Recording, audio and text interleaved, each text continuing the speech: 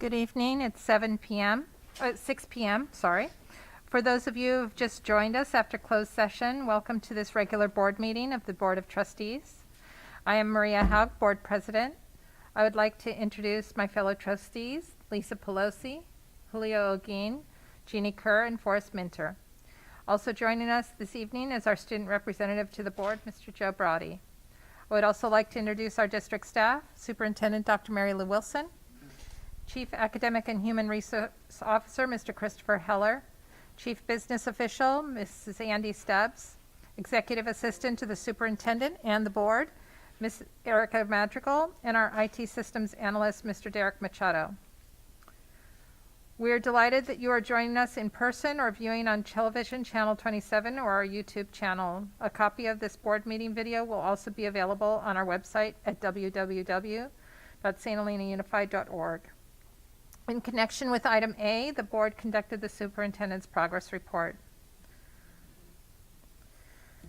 On to item 5B, the flag salute. Please join me in the Pledge of Allegiance. I pledge allegiance to the flag of the United States of America and to the republic for which it stands, one nation, under God, indivisible, with liberty and justice for all.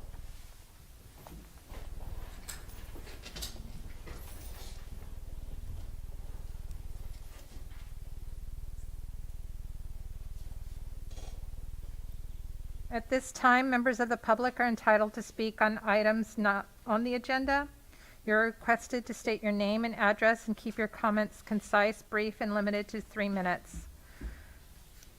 Members of the public are entitled to speak on any item on the agenda either immediately after the item is called by the board president or during a public hearing on the subject matter opened by the board president. Each person is entitled to speak on any agenda item only once at any meeting, and the right to speak at the appropriate time waives any further right to address the board on that item during this meeting. Participation in debate on any item before the board shall be limited to board members, although board members may ask members of the public for additional information. So, and there is public comment on items not on the agenda. The board does not respond. They listen and they take notes. So we do have 2 written public comments submitted, or 4, I'm sorry. Oh, there are 4 written public comments submitted to the board. 3 of them we just got. They were all posted prior to the 5 o'clock deadline. 5 o'clock deadline, okay. Yes. So board members, have you had a chance to read all 4 letters? There's a couple that I didn't get to read yet, yes. So there are also a couple that I did not get a chance to read. So I'm wondering, Ms. Madrigal, would you be able to read, did everyone read the letter from the Garanghelli? Okay. Ms. Madrigal, would you be able to read the 3 letters aloud for us? Yes, so the letter is from Alejandra De Luna. Dear School Board, I am writing to comment on your recent decision to lower class size, which has closed the option of DOC for many families in our community. While many of these families may not have the ability to live in the district with its high cost of living, they contribute greatly to our community by working in the district. What do the remaining students gain with such a drastic reduction in class size? Half the town is full of empty homes of those who have purchased only to visit on the weekends or during vacations. Soon enough, our schools will be empty, and to what end? Allowing more children in the schools has traditionally been a way for the community to continue thriving.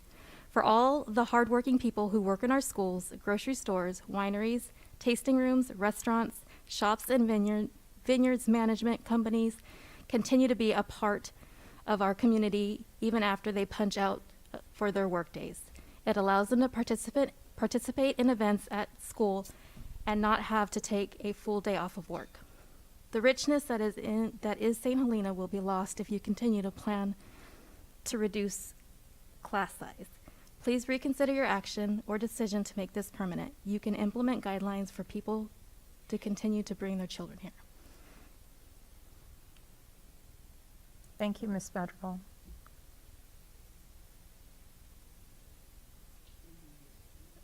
Yes. The third letter is written by Gloria De Luna and Jesus Ortiz. Dear members of the school board and administration, I write this letter as a native of St. Helena and a graduate of St. Helena High School. Generations of my family have gone through the St. Helena school system. My parents, sisters, and cousins still live in the district boundaries. When I decided to begin a family and purchase a home, I did so with the hopes that the long-standing tradition of allowing inter-district transfers would continue. My husband and I currently work up Valley, and my parents are the only childcare we have. Our daughter, Alejandra, was allowed to attend St. Helena Primary through the District of Choice program, but it seems that this year, due to the new cap set for each grade, we will be unable to register our youngest daughter, Julieta.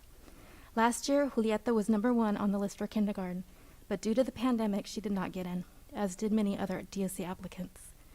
We made the hard decision to skip her kindergarten experience as to not have to pull Alejandra out of the St. Helena Primary School in order for both to attend in Napa.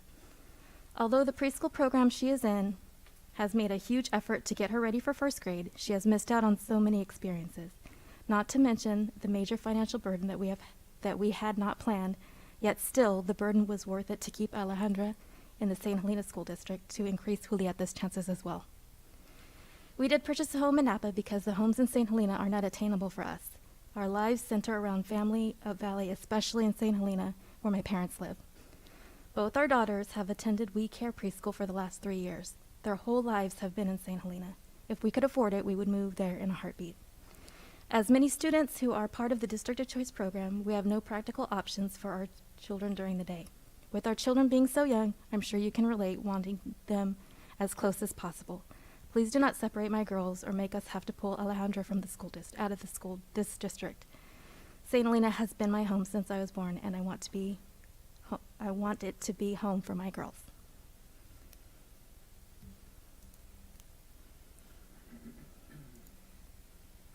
And the last letter is written by Inez De Luna. Dear St. Helena School Board Administration, the reason for the inter-district transfer agreements was to allow children whose parents work in the district or whose childcare is in the district to be able to have their children attend these schools. It is a hardship for many parents who live in other areas to find someone they trust to get their kids to school for them or pick them up after school where they live. And their work hours don't allow for parents to do it themselves before or after work. If they do this, it will drive even more involved families away, and if we start with a kinder class with 40, that means we soon have empty schools and even less graduating from our high schools. This is not necessary for budget reasons. St. Helena has more than enough money and space for these children. If this decision is made, how will you justify spending $45,000 plus per student? Will they receive one-on-one tutoring? Will you implement dual language programs or multi-age education like we did before? What is the plan in reducing class size except to prohibit? Families who work in the district allow our communities to thrive as it has. These are our service and trade workers. Keep honoring their work and commitment to our city by allowing their children to continue attending our schools.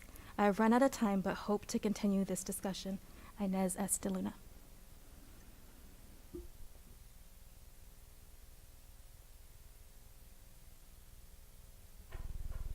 Is there further public comment on items not on the agenda? Yes, please. Name and address. Do I need to give my full address? Because I prefer not to give my actual street address. I'm a law enforcement officer, so. That's fine. Okay. My name is Justin Ponarwa. I'm a resident of Napa, California. I currently have a first grade student at the primary school who is a district of choice student. I also have a kindergartner, well, hopefully soon to be a kindergartner, just turned 5, who I have just been informed is on a list that may not have anyone taken from it. I believe he's 3rd on the list. The cap at 40, and the current registration, from what I've heard, is at 44. Basically precludes any of the district of choice students from coming off that list. I know I have watched the board meetings from December 2019, also from December 2020, in regards to the changes to the caps. I did see it was mentioned that these caps can be revisited. I urge you to revisit the caps from the board meetings I watched, I did not see any analysis presented as far as the reason for the reductions. I know the drop from 75 to 40 occurred December 2019. The reason given at that point was they were afraid they were going to get a bubble class like they had, which is currently second grade, I believe, about 90 students. This current year, kindergarten was 59 students.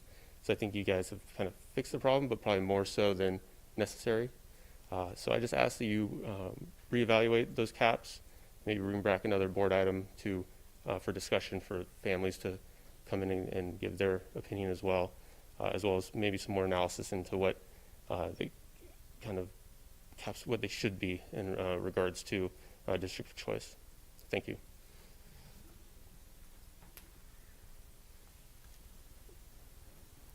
Is there any further public comment on items not on the agenda? Hello, my name is Amelia Swain, and I live in Napa as well.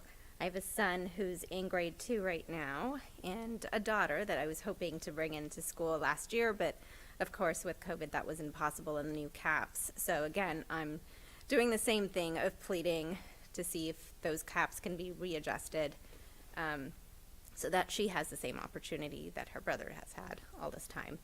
And it's been very challenging to have her in one school and him in another.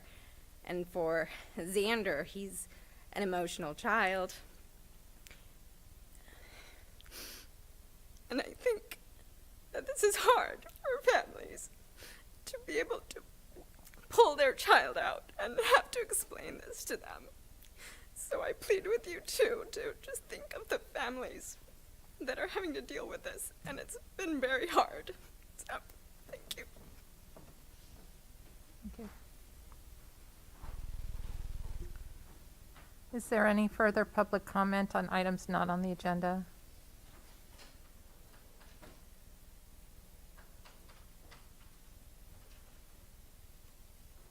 Thank you for the input from the community.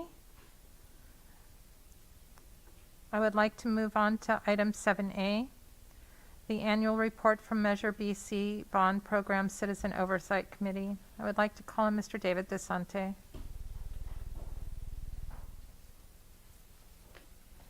Good evening. I'm David DeSante, Chairman of the COC Committee for Bonds B&C, St. Helena resident, 2501 Pino Way, son graduated from St. Helena High School, and a member of the Howard P. Jarvis Taxpayer Association, and local business owner. In reading the report, there's some of the text I have to read. It's prepared text that is mandated by the Bond Committee. But I just want to thank the Citizens Oversight Committee. Want to thank the members. We'd like to thank the community for the support of our public schools and for their investment in the future by adopting measures B and C to benefit the school district of St. Helena. The Citizens Oversight Committee of the St. Helena School District, which I refer to now as the COC, was formed pursuant to measures B and C for the purpose of actively reviewing and reporting on the expenditure of measure B and C bond proceeds. The COC is required to advise the public through at least one report per year as to whether the district is in compliance with the articles of the California Constitution that govern the expenditure of school bond funds. This report is made available on the St. Helena Unified School District's website. To form our conclusions, the COC reviewed the third-party audit performed by Christy White, a certified public accounting firm that specializes in auditing K through 12 school districts and charter schools throughout California. Our meeting on March 24th of 2021 at 4 p.m. was held in compliance with the modified Brown Act. That's California Executive Order N2520. In that meetings are formally scheduled with agendas duly posted and noticed and open to the public via teleconference. The St. Helena Unified School District has, without spending funds, provided the COC with the administrative support that is needed to meet and to perform our review and report duties. The COC conducted the following activities. A, we reviewed expenditures and asked the district personnel questions regarding the projects and their expenditures. B, we reviewed the annual bond financial audit. The auditing firm reported that there were no weaknesses, deficiencies, or instances of noncompliance in the school district's financial statements. Christy White reported that there were no findings in the financial statements and no recommendations related to the school district's construction bonds. In short, all expenditures and accounting were found to be in proper order. Please note that this annual audit for fiscal year ending on June 30, 2020 is available for the public to review on the district's website. After a review of the expenditures, priorities, and outcomes, and their expression of confidence expressed by the auditing firm, the COC formed the following conclusion, which I quote. The COC concludes that the bond proceeds spent to date have only been spent for the construction, reconstruction, rehabilitation, or replacement of school facilities, or the acquisition or lease of real property for school facilities as identified in the project list presented to school district voters upon adopting measures B and C. Furthermore, no proceeds were spent on teacher salaries, administrative salaries, or on operational expenses, end quote. I'd like to close by saying that it's been our honor to serve the public. We welcome questions from the public. In addition, we welcome members of the public with an interest in the St. Helena Unified School District participate in our work by attending our future meeting, which is scheduled for Wednesday, March 23rd, 2022. Any questions or comments that I can answer? I would like to make a comment. I would like to thank, I would like all of the board and the staff to stand for Mr. DeSante. You have done, we can't shake your hands, but we can clap for the work that you've done.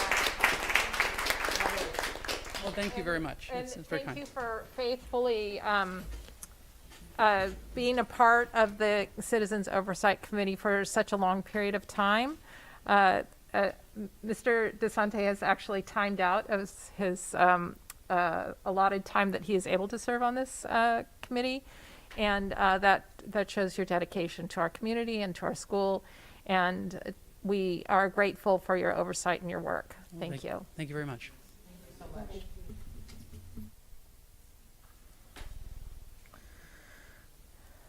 Next, I would like to have Mr. Joe Brody do the student representative presentation to the board.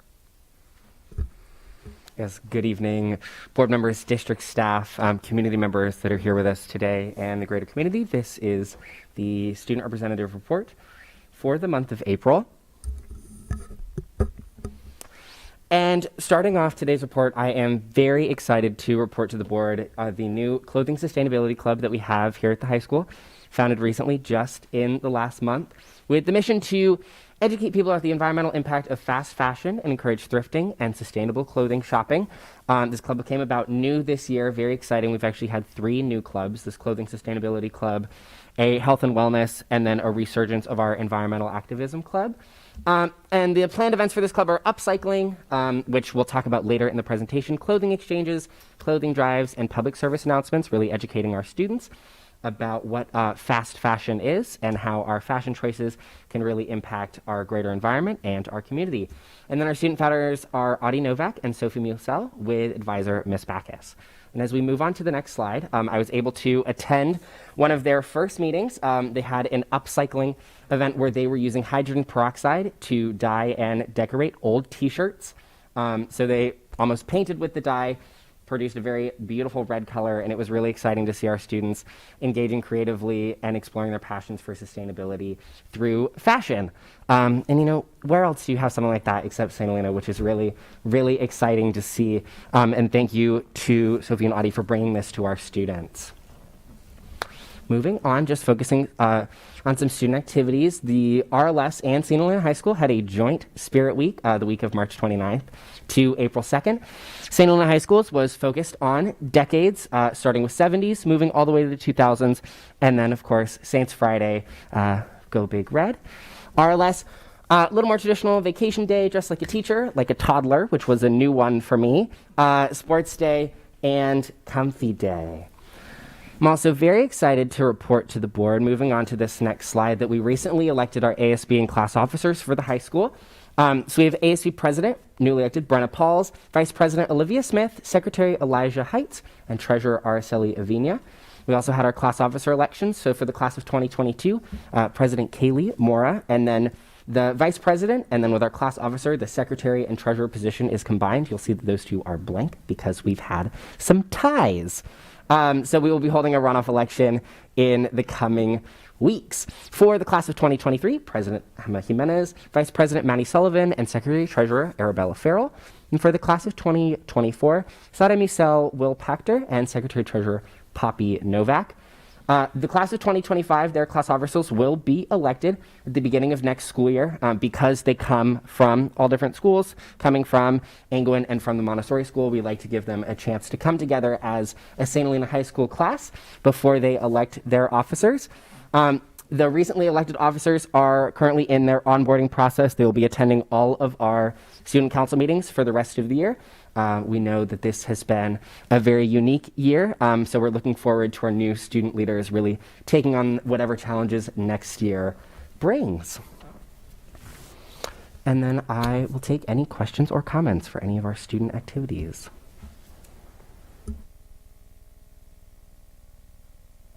Joe, can you tell me a little bit about that environmental club, the resurgence you were talking about? Yeah, so in years past, we have had an environmental activism club. Given our crazy COVID year, some of our clubs were temporarily disbanded, stopped holding activities online. So our environmental activism club is coming back with a bang. I heard they have some activities in the works for Earth Day, and potentially working with our Clothing Sustainability Club and our Health and Wellness Club. But I would be happy to provide more information to you at a later time.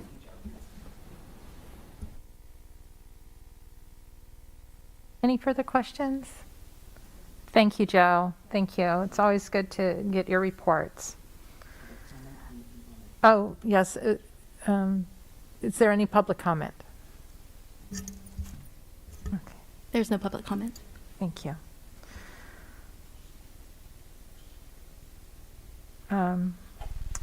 On to board member reports.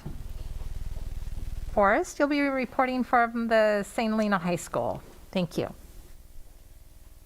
So I toured the St. Helena High School, and I opened that up by talking with Mr. Cinto for a little bit.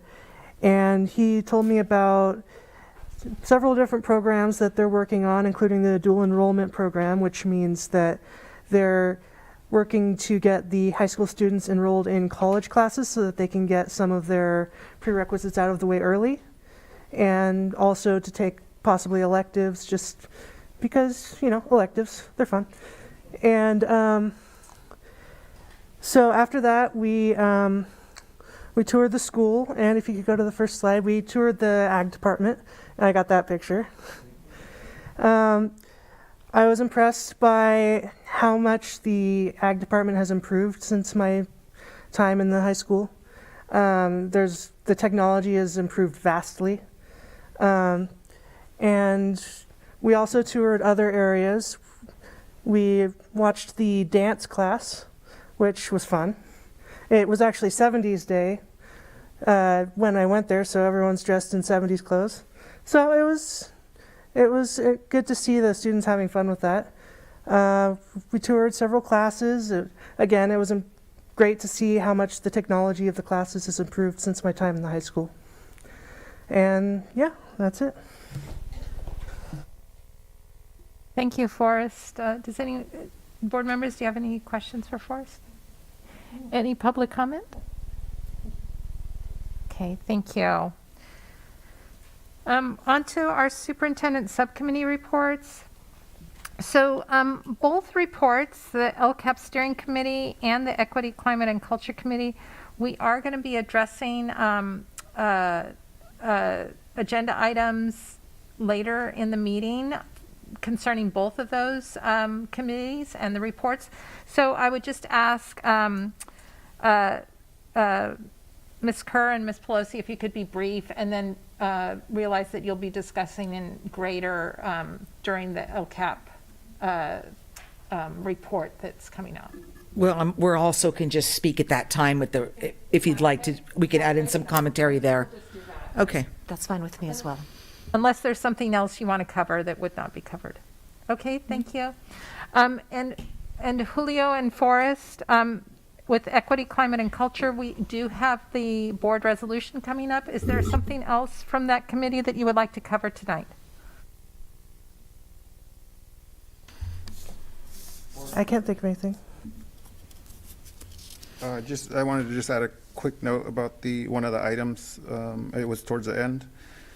The possibility of monthly cultural awareness resolutions. And so these resolutions would be part of our calendar each month, and we would select a resolution for each cultural group. We did form a subcommittee, a small subcommittee, right after spring break, which was myself, Anna Chateau, and Mr. Chris Heller. And we did meet on April 12th, so I just wanted to let you guys know that we met on April 12th. And again, we're trying to, I think kind of the goal of the resolutions, and I think our subcommittee was in agreement, is that we want to select marginalized groups that have been discriminated against most recently as part of that list. So it's a work in progress. We're going to be still checking in with the Equity, Climate, Culture Committee, and we'll bring that to them, and then we'll have further suggestions on it. But it's something that I think would be important to add to our board meetings, and happy to be part of that. So Julio, is this then something that you would be bringing forward to be put on the governance calendar so that it's Yes. on our So it would be governance part of the, calendar? part of the resolutions each month. And we would take it first to the Equity, Climate, and Culture Committee to get some more feedback, and then potentially bring it to the board. I don't know, probably in the next few months to get approval. Thank you. And then you'll be covering the resolution later on that agenda item. Thank you. Is there any public comment on the superintendent subcommittee reports? Any further discussion by board members? Okay. Tonight there is our representative for SHTA, Mr. Brandon Farrell, does not have a report. The CSEA report is a written report submitted by Christina Avina. Thank you, Christina. I would like to move to item 8E. It is the superintendent's report. I'd like to call on Dr. Mary Lou Wilson. Yes, good evening. Thank you.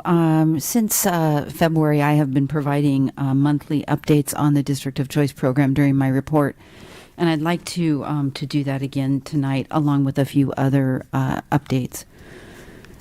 The DOC update may be a little bit lengthy, and I think it's important to look at the history of District of Choice from the last couple of years.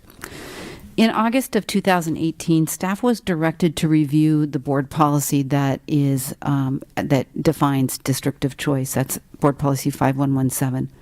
Legal counsel in that review identified that the process required some updating to align all actions with Education Code and to update the board policy.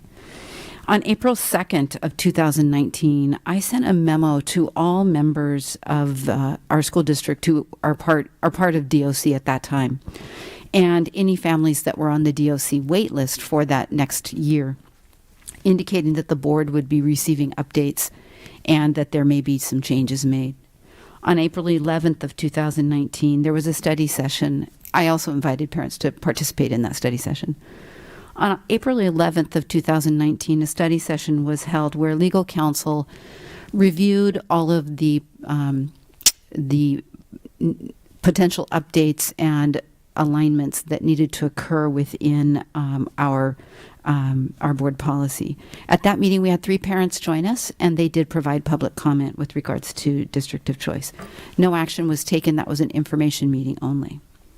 On May 9th of 2019, a regular board meeting was held where you did approve updates to Board Policy 5117.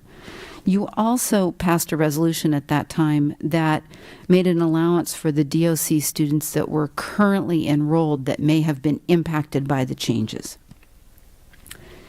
In December of 2019, at the regularly scheduled board meeting, there was an approval to reduce the DOC cap for kindergarten only. Remember, the DOC cap is not an enrollment cap for resident students. It's for DOC only. 100 kindergartners could move into our school district tomorrow and enroll in our schools. Okay? So the purpose of reducing that cap is because kindergarten is such an unknown entity within our community. Historically, our resident families have enrolled their students the week before school starts. And so a couple of years ago, we did have a very large class, and right before school started, we were required to hire another teacher to maintain that class size that you all support so much. That was not in the budget. It wasn't planned for. It wasn't what we were expecting to do for that school year. In December of 2020, at the regularly scheduled board meeting, you approved a reduction of the DOC enrollment caps for all other grade levels except for kindergarten. The importance around this at this time is because we are in the middle of a pandemic. In order to ensure that we could have students 5 days a week in person at our primary and elementary school, I repurposed all of our specialists. So our students, they are receiving core academics. The music teacher, the Spanish teacher, the PE teacher, and the B-STEAM teacher are not doing what they typically are assigned to do. And also our academic intervention teachers at both of the schools. So I repurposed all of them and assigned them to a classroom to get that class size down to a point where we could have initially that 6 feet of distance in between all of the students so that we could open to in-person instruction. I'm expecting to go to full day instruction in August, and I believe that while core instruction is critically important for our students, we also want to attend to the whole child. And so I want those specialists back into their classrooms, serving students in those enrichment programs, and the academic intervention teachers working to serve students and teachers in that manner. In addition, the smaller class size, we need to support students with interventions and enrichment. We need to provide opportunities for our students, both for their physical and social and emotional well-being. And all of this needs to happen for the students that we know that we have. And this will allow for proactive planning for that August 2021 school start. Then in February of 21, there was a study session on the budget and enrollment options, specifically district of choice. This was posted on the website, and I also invited parents to participate in one of my weekly videos, really working to make sure that our community was aware of what was happening. At the March 11th regularly scheduled board meeting, board directed staff to maintain the course of DOC. You know that it does sunset in 2023 unless the California Department of Education extends it. And so your direction to us was to maintain the course and continue through that 2023. Since, as I mentioned at the beginning of this presentation, since that study session, I've been providing a DOC update at every board meeting in my report. And in addition to that, starting in February, I started announcing that TK kindergarten registration would begin very soon for all those families who enroll in our district, who live in our attendance area. And I talked with the community about the importance for us to be able to plan and be prepared and be effective. So looking at what you see on the screen right now, it should look familiar. I've shown this chart updated every month since February. And the left-hand column is the current adopted enrollment caps. The right-hand column is a census of enrollment today for next year. So it's projected looking at who we currently have in our schools, new TK and kinder registrations, which is new. You haven't seen that before. And then in addition, just to clarify, the 8th grade to 9th grade makes an interesting jump in numbers. And I want to make sure you understand that. RLS, we have 74 students. And then Howell Mountain and Pope Valley are K-8 schools that are not aligned to any school district in the state of California. They can choose to attend any 9th grade, any high school that they want to. By and large, typically they attend our schools. And staff works with both of those schools to learn who is intending to enroll in our high school. So at this point, we see that Howell Mountain has 10 incoming ninth graders. Pope Valley has 7 incoming ninth graders. And then at the Montessori school here in town, which is a K-8 school, which serves students across the county, we have been notified that 6 of their exiting 8th graders who live in our attendance area will be attending our high school. So that's where those numbers come from. So our current projected enrollment for next year at this time is 1,152. Now, that number could also include new students who have enrolled since February, because we keep getting new students. People are moving into the community. If they live in our attendance area, they can enroll at any time. So I know that there's a few students who have enrolled. And it also could include students who are registered for next year, who've already begun the registration process, who live in our attendance area. Finally, with regards to district of choice, families have been told where they fall in the lottery, where they are on the wait list. And it is not until May 15th, it's by May 15th, we are required to notify all of the families who are on the DOC list of their status. When we take a census that week, it might look different. Numbers could go down, numbers could go up.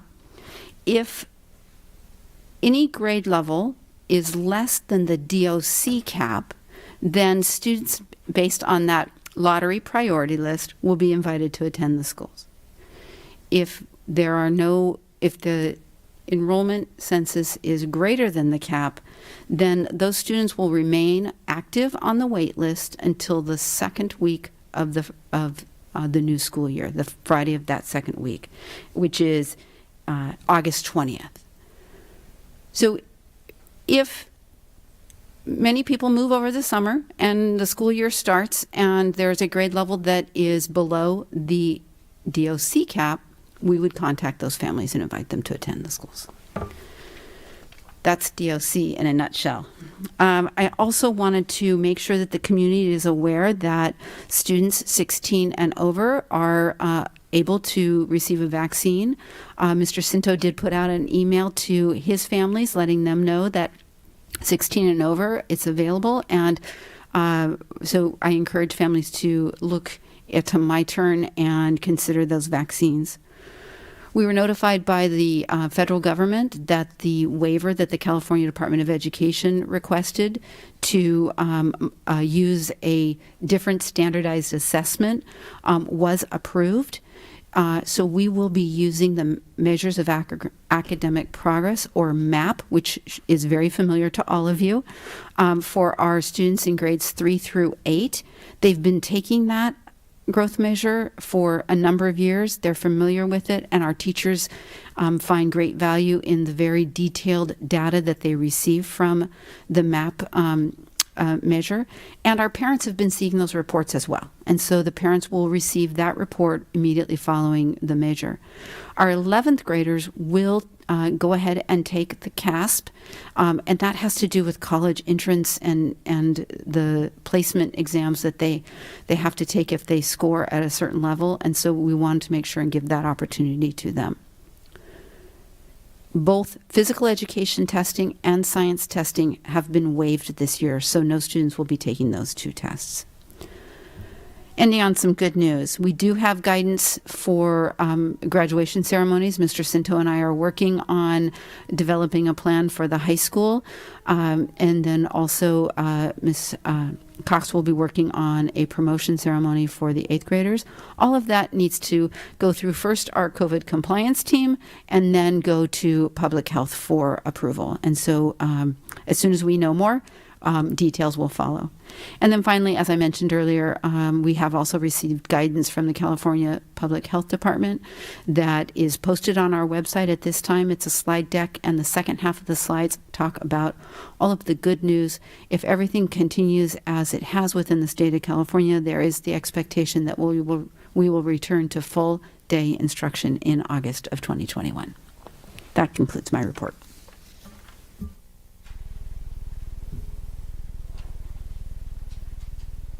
Trustees, any questions or comments? What was yesterday? Anything, No, any I don't. clarification? Just to clarify, the census was taken not today, it was taken yesterday. Yes, is there public comment? You need to use your microphone. Am I allowed to speak? Yes, go ahead, Mr. DeSanti. Thank you very much. As a taxpayer advocate, I have a question on behalf of one of the parents I chatted with on the DOC topic. I was just curious, is it that studies are available to students based on residency in the community only, or is it that if a family owns property and pays taxes on the property in the community, then the family may be able to send the students, even though they're not residents, but they own and pay taxes? This is a Howard P. Jarvis type question.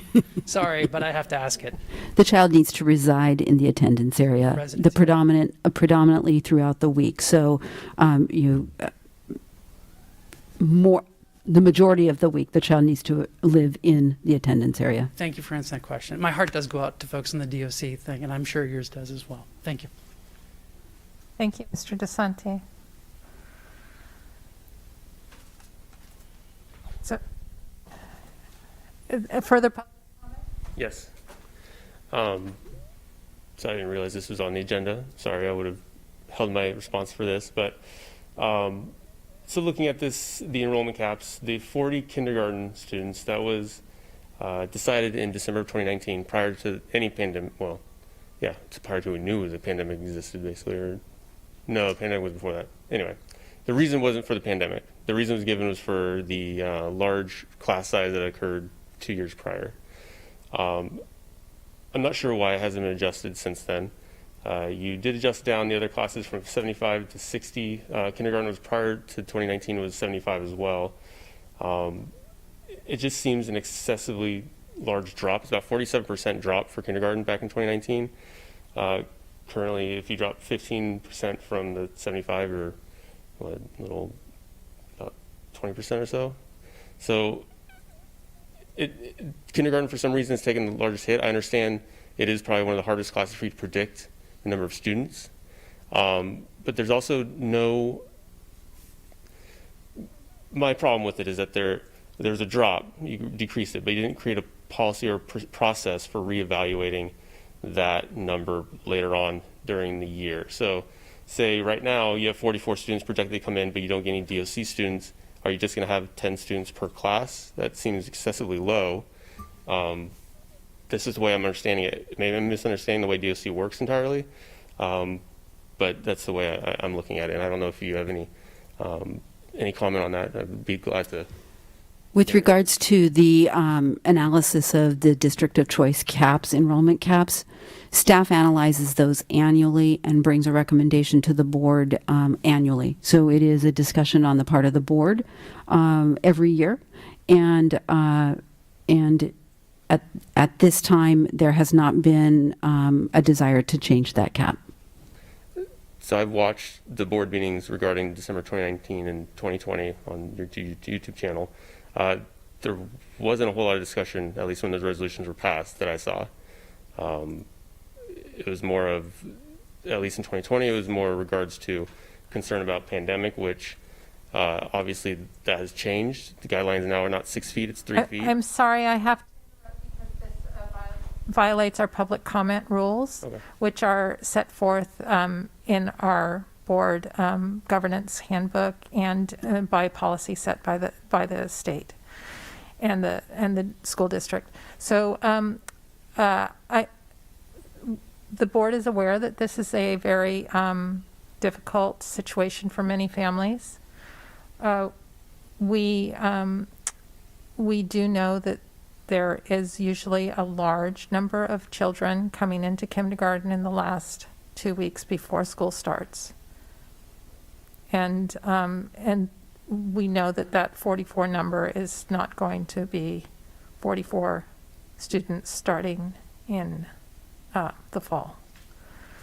So at this point, there's not an agenda item on District of Choice at this meeting, so I do have to stop this discussion.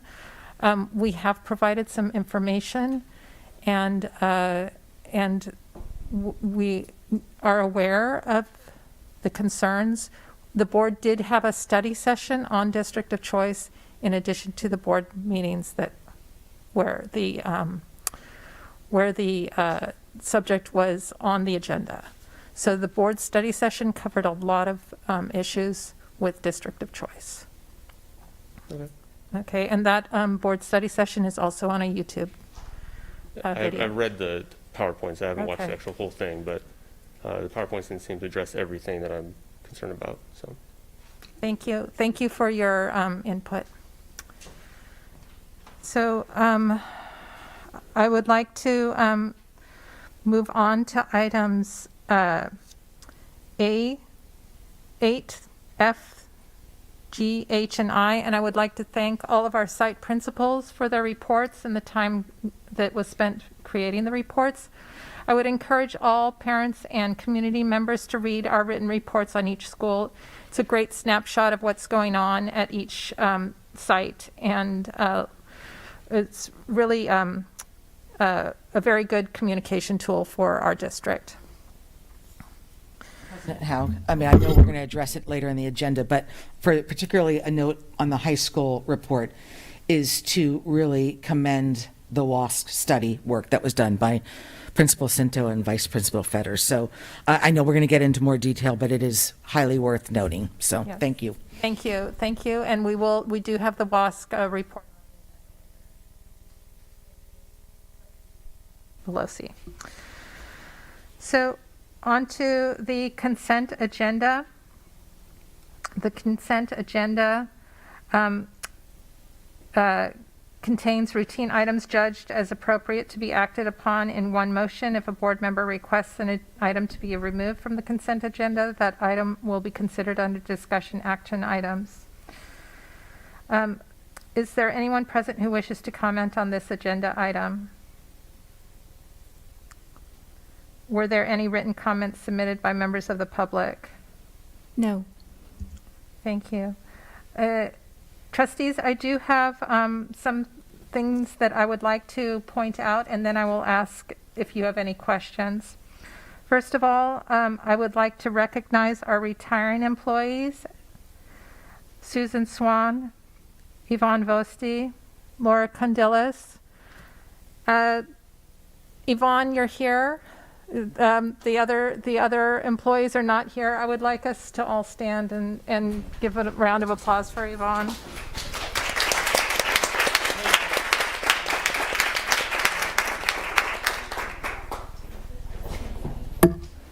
And Tamara, we did see you last board meeting. You were on the consent agenda, but there weren't enough people to stand and clap for you. So I would like to all stand and clap for Tamara.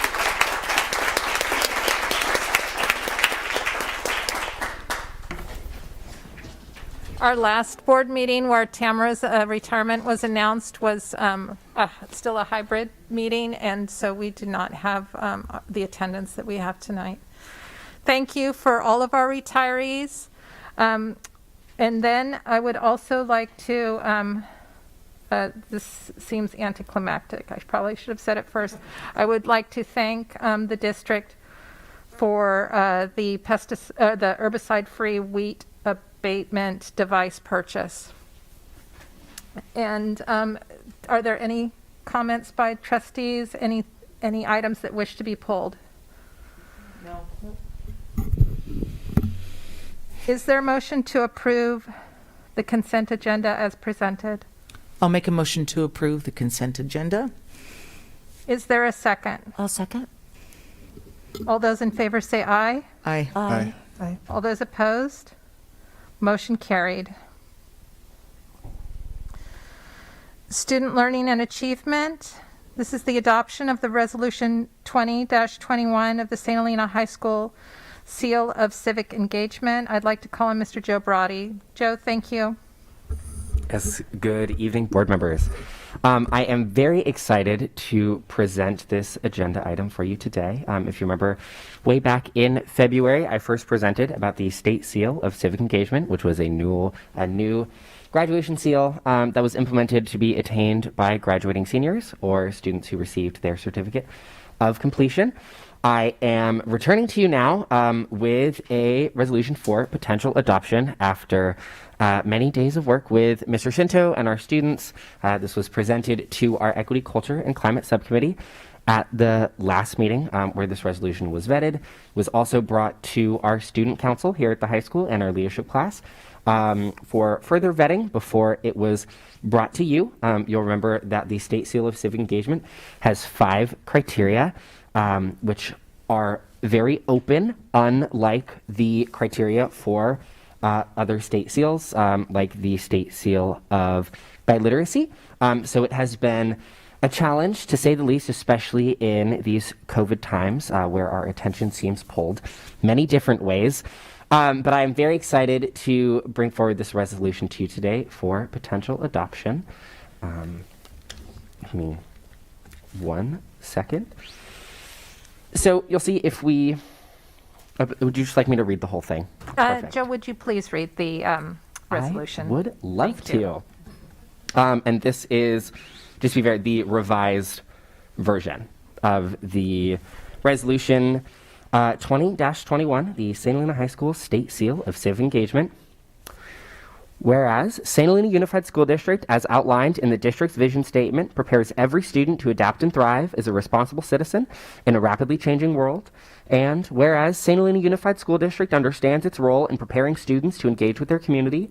And whereas the district is firmly committed to encouraging students to engage in civic learning at the local, state, and national levels. And whereas youth civic engagement equips students with the necessary skills and knowledge to contribute to America's democracy as adults. And whereas granting early and frequent access to high-quality civics learning opportunities that provide real-world experiences empowers historically marginalized communities and works to close the civic achievement gap. And whereas Assembly Bill 24 was signed into law by Governor Brown in 2017, officially establishing a state seal of civic engagement to encourage and create pathways for pupils in elementary and secondary schools to become civically engaged in democratic governmental institutions at the local, state, and national levels. And whereas the state of California has already established several seals and certificates to acknowledge exemplary students in their districts for academic excellence and linguistic competence. And whereas implementing the State Seal of Civic Engagement would expand civic literacy at all levels of the TK through 12 education process.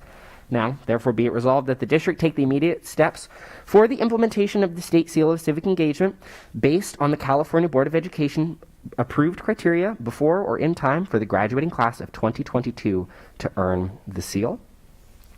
You will notice that there was that one change at the very end.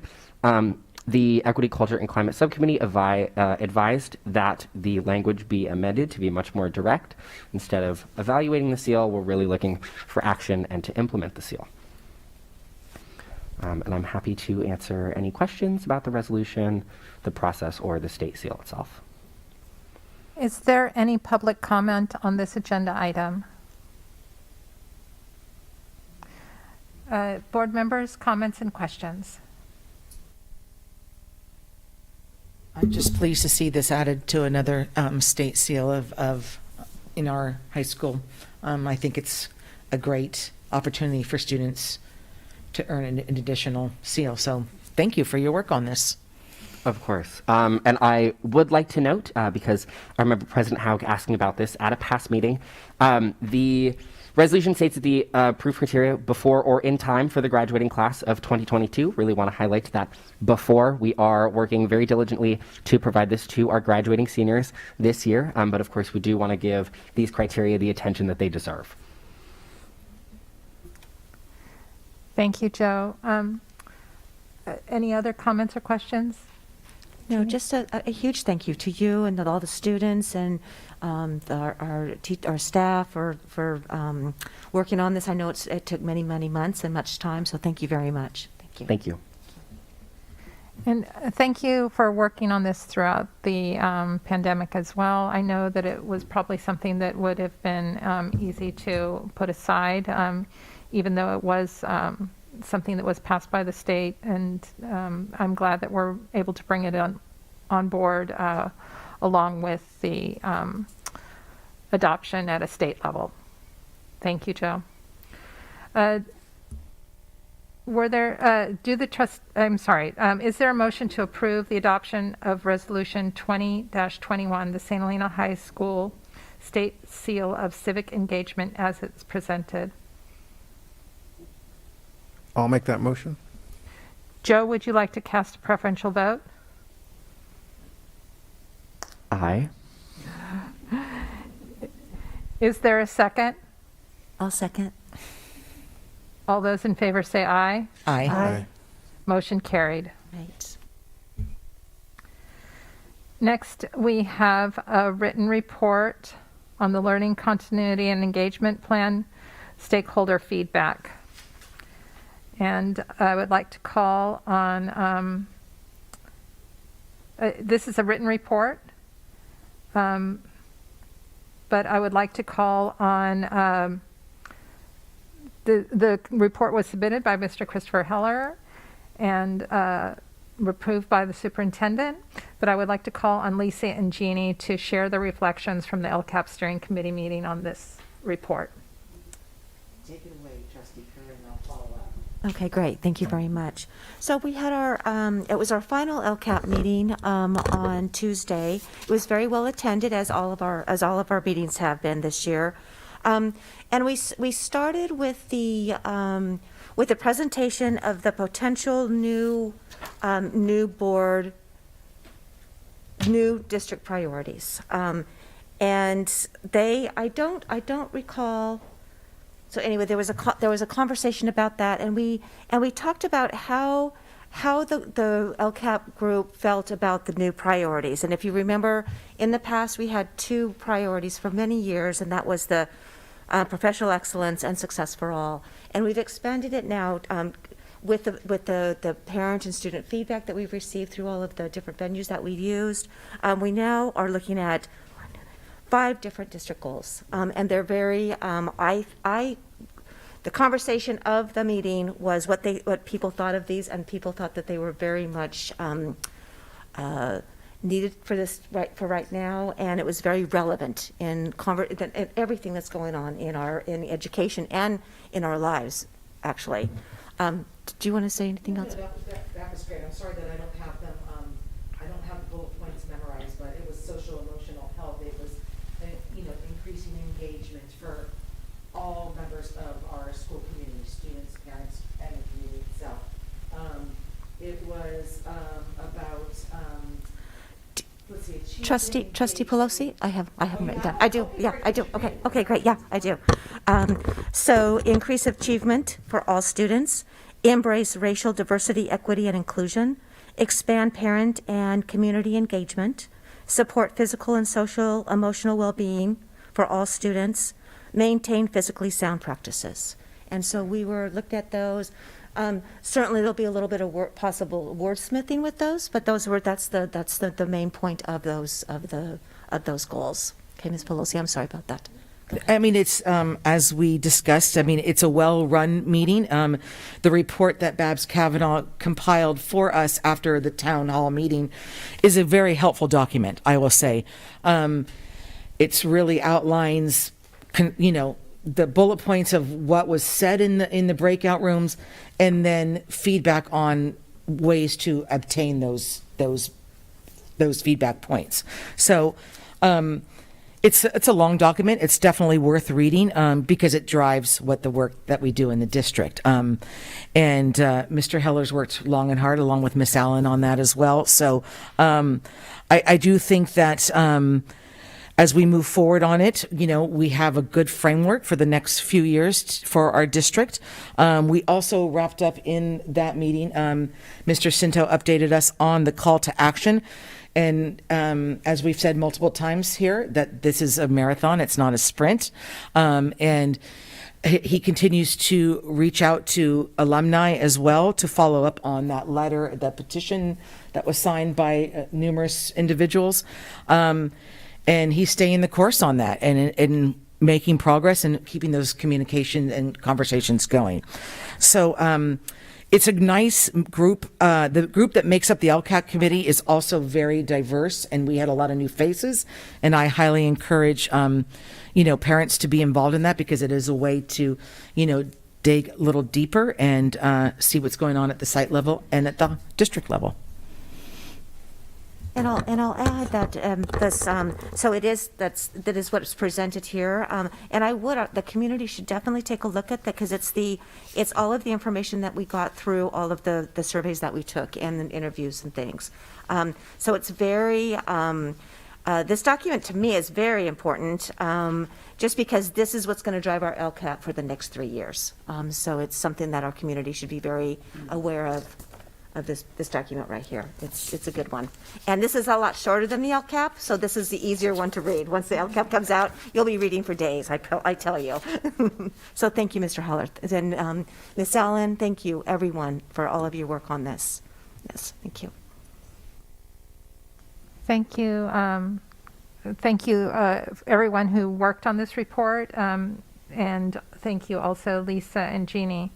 Is there any public comment on this agenda item? Trustees, do we have any comments or questions? Thank you. I am going to ask that we have, because I realize our next presentation is the WASC report, and I hate to postpone that, but at the same time, I realize that we are all wearing masks and it would be a good time to take a short break. I would like to have a break until 8:10. I'm sorry, 7:10. 7:10, please. At 7:10, and then we'll be meeting back in 10 minutes.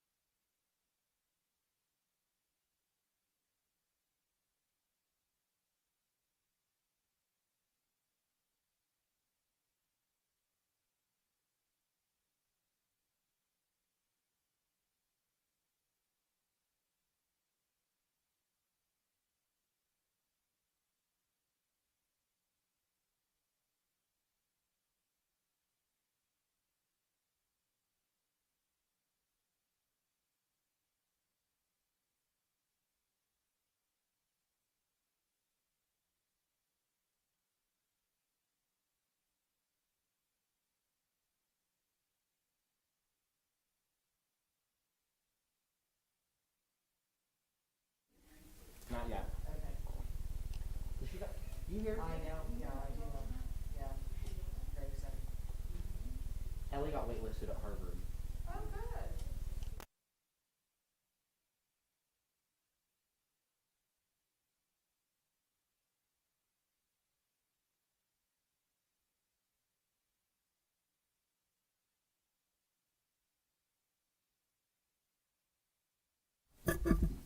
Welcome back, everyone. Oh, 7:10. I do apologize. I'm looking at the unreset clock on my computer. It is 7:10. Welcome back, everyone. I would like to move on to item 10C, presentation on St. Helena High School's Western Association of Schools and Colleges WASC report, and I'd like to call on Mr. Ben Cinto and Mr. Greg Fetters.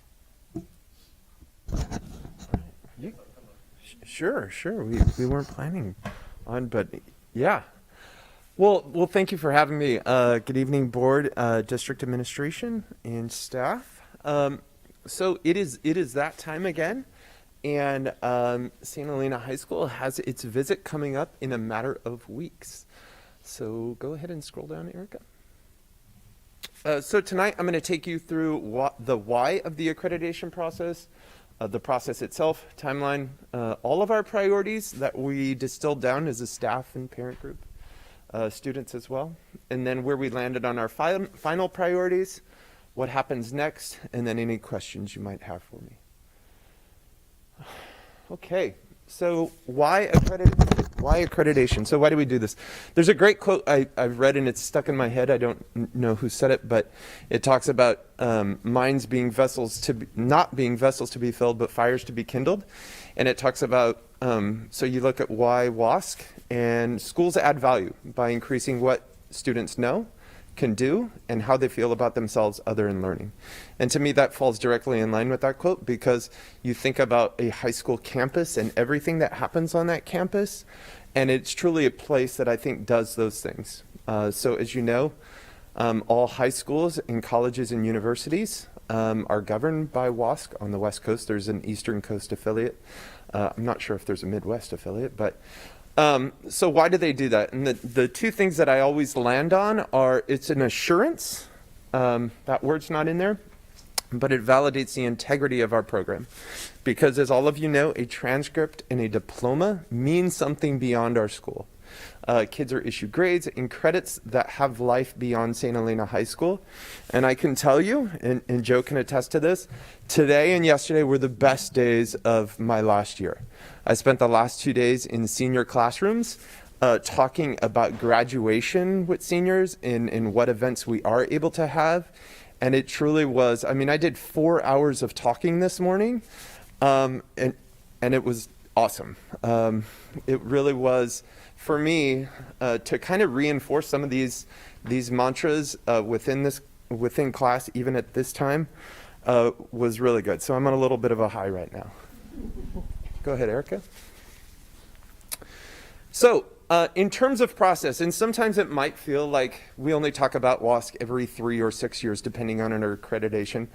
But what I want the board to have peace of mind in is that we've always done WASC. While we might not always call it WASC, we have great alignment in this district.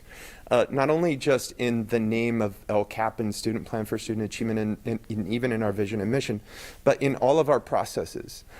You look at our committees, whether it be professional development, we infuse what we do in WASC at the school site within all of those aspects. So just know that while we might not always say it's WASC, it's always been WASC for the last 6 years. So there you see the process. We just completed our most recent self-study, and thank you, Trustee Pelosi, for mentioning that. It's a 140-page document that has about, I would say, a couple hundred pages of evidence and additional appendices in it that we had to quickly shift and put on a shared Google Drive and send it with those people. We were originally, Mr. Fetters and I were originally printing out hard copies of everything and typing it up, and we had to transition once we knew that it was going to be a virtual visit. So we pivoted pretty quickly, and it actually ended up, I think, being a much easier document to maneuver, which all of you will receive. So we completed our self-study. The visit, as I have said, and this I'm going to reinforce this again, is May 3rd through the 5th. And then we have to implement that plan. And then there's additional follow-up. I think it was 4 years ago when we talk about in the timeline where they will come back. And then we reassess. And what I want you to know is that there will be what are called critical areas for follow-up that come out of this self-study. We will never get, nor should we get, just a clean slate and say, yeah, you're great, fantastic, keep doing what you're doing. There will be things that we need to work on. And that's always going to be the case in education because each year brings new challenges, different contexts. So we look forward to that. We think we've landed on some good things that we want to look at, but it's always good to have an outside set of eyes do that. Go ahead. So this was our timeline. So in 13-14, it was Mr. Fetter's first year as vice principal, my first year as principal. We had the luxury of completing the first self-study of our time together with our staff, and this is what came back to us. That St. Helena High School is an amazing, safe, kind, caring place for students, teachers, a wide range of courses, resources, and facilities, access period they absolutely loved. And then those were the critical areas for follow-up at the time. Professional development plan, consistent curricular and co-curricular programs that reflect our student body, reform math curriculum and provide dedicated training, and improve the performance of EL subgroups on benchmarks and state tests. And I think what's, where are you? Okay. What I think is really good about the strengths of the school is when you go, and you don't have to go back, but when you go back to the value added of WASC, those things kind of match that, which is good to know, that they do look at all areas. Okay. So in 16-17, we had to complete what's called a mid-cycle progress report. And that's when it's a much shorter document, but you have to talk about how did you achieve in your action plan? Did you fulfill it as intended? What did you change along the way? Because they recognize the context and certain conditions of school change.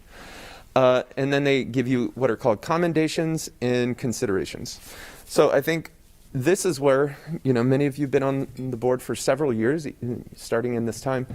What happened in math? We improved our curriculum, moved to integrated math, elimination of remedial courses, professional development. And those things, as much as last year the theme was equity, or maybe it was the year before, I forget which, all of those motivations came out of a goal for greater equity. So we've been doing equity for a long time. Sometimes you call it something different. Culturally reflective programming, narrowing the achievement gap, more A to G courses, student congress to better engage our student population. Again, tremendous growth in that area. EL improved performance, directed studies report, increased rigor in mainstreaming, with a focus on equity and high expectations for our students. Student need professional development, respect diversity, educational opportunity. So again, we cannot take sole credit for this. That alignment piece and working with our district and everybody up here in this office has helped support those initiatives. What did we need to continue on? So as much as they cited improvement in mathematics, they wanted us to keep going in that area. And as much as they had seen the achievement gap shrink, they wanted us to keep going in that area. And we always will. I don't think there's a real ceiling for those things. Go ahead. So, 1920, not everybody's favorite year. But so we were granted an extension. So we were supposed to have our visit earlier on, and we were granted extension to the fall of 2020. So at the time, Mr. Fetters and I really celebrated because last time we had to complete the self-study, he was spending the night at my house. And then we were granted an extension until the spring of 2021. And then we were offered an extension to the fall of 21, so next year. And we declined that offer, only because, and as time has shown, as much as we thought it was a blessing at the time, it was a little bit of a curse because our staff had diligently started this process and then things happened. We were offered an extension and we were, yay, we'll take that. And then COVID hit and then delayed even more. So it was kind of a start-stop process that kind of got in the way of, but hindsight's 20/20 on that one. That's okay. Next one, please. So, a lot happened, and then this is where we landed as a school. So, at St. Helena High School, we have student learner outcomes, and you know those to be the 21st century skills that you might have seen in other areas. And our staff had to evaluate how we attained all those areas. So every single department said, you know, how do you build in information literacy? Where do you touch on health literacy? And it's not that every department had to meet every single student learner outcome, but we had to at least show evidence in every single one of those areas. So these are the areas that our staff had determined we would like to grow more in, that we needed to establish priorities around: critical thinking, information literacy, financial literacy. Next, we all had focus groups that were not built around departments, but were built around staff members in the area of organization, curriculum, teaching and learning, assessment, and culture and climate. So every single staff member lived on one of those committees, and they had a series of prompts and expectations of how do we do that as a school and a district.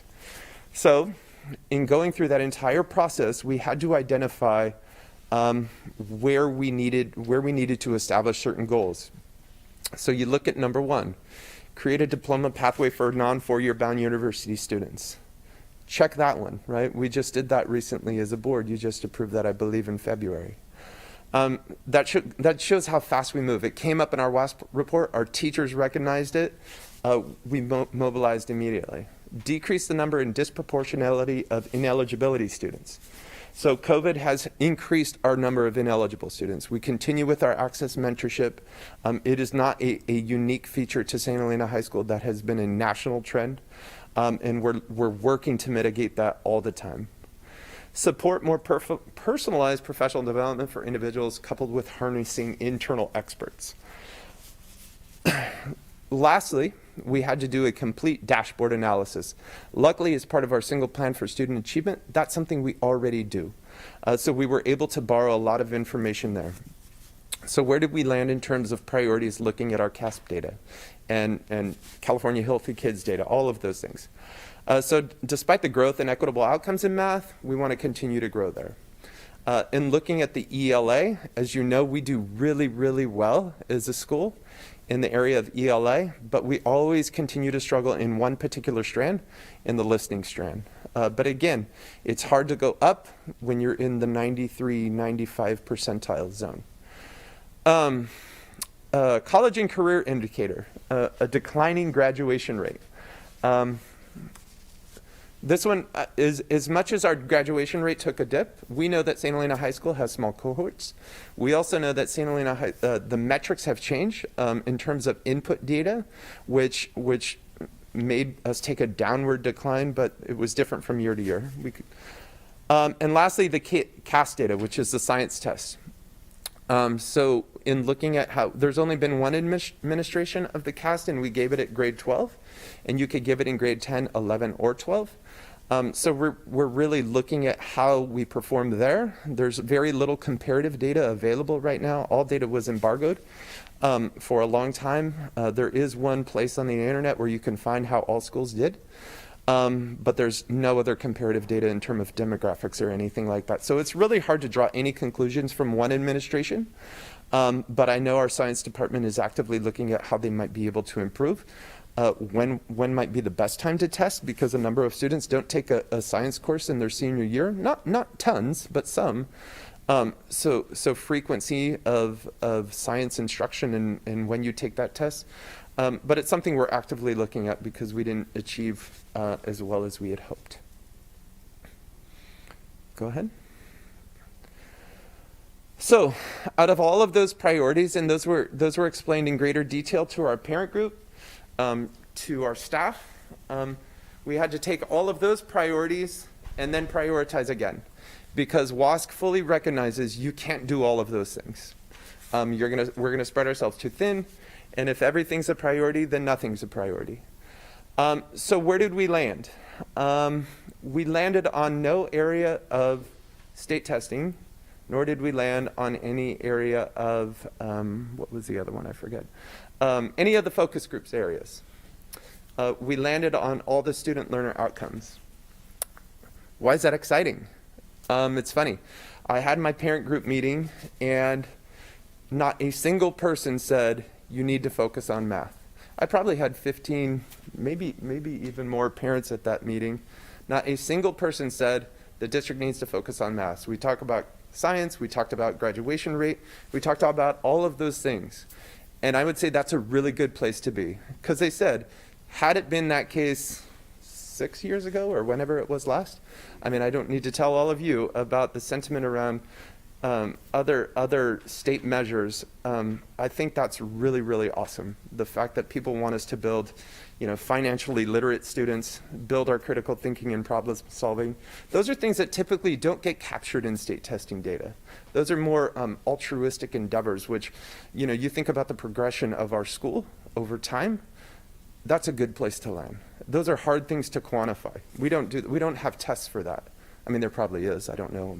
But I think that's just really awesome that both audiences landed in the same place with regard to how we prepare students to be human beings, democratic citizens, all of those wonderful things that we want kids to be. So, go ahead, Erica. What are our next steps? As I said, May 2nd through May 5th. They will come virtually. There's 4 of them. One's a high school principal, one is a vice principal, one is a former teacher.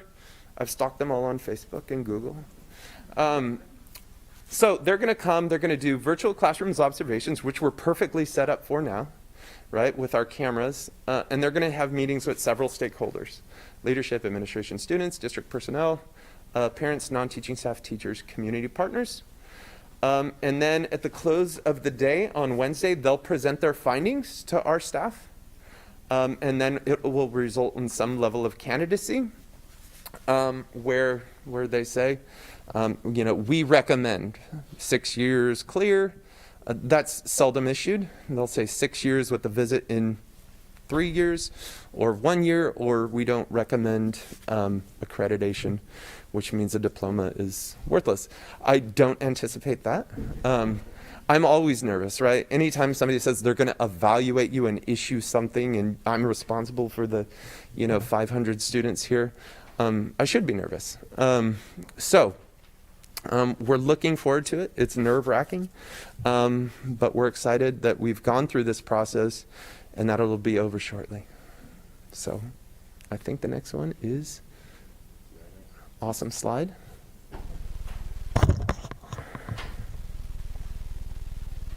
Questions? Thank you, Mr. Cinto. Is there any public comment on the WASC report, or on the WASC accreditation upcoming for the high school?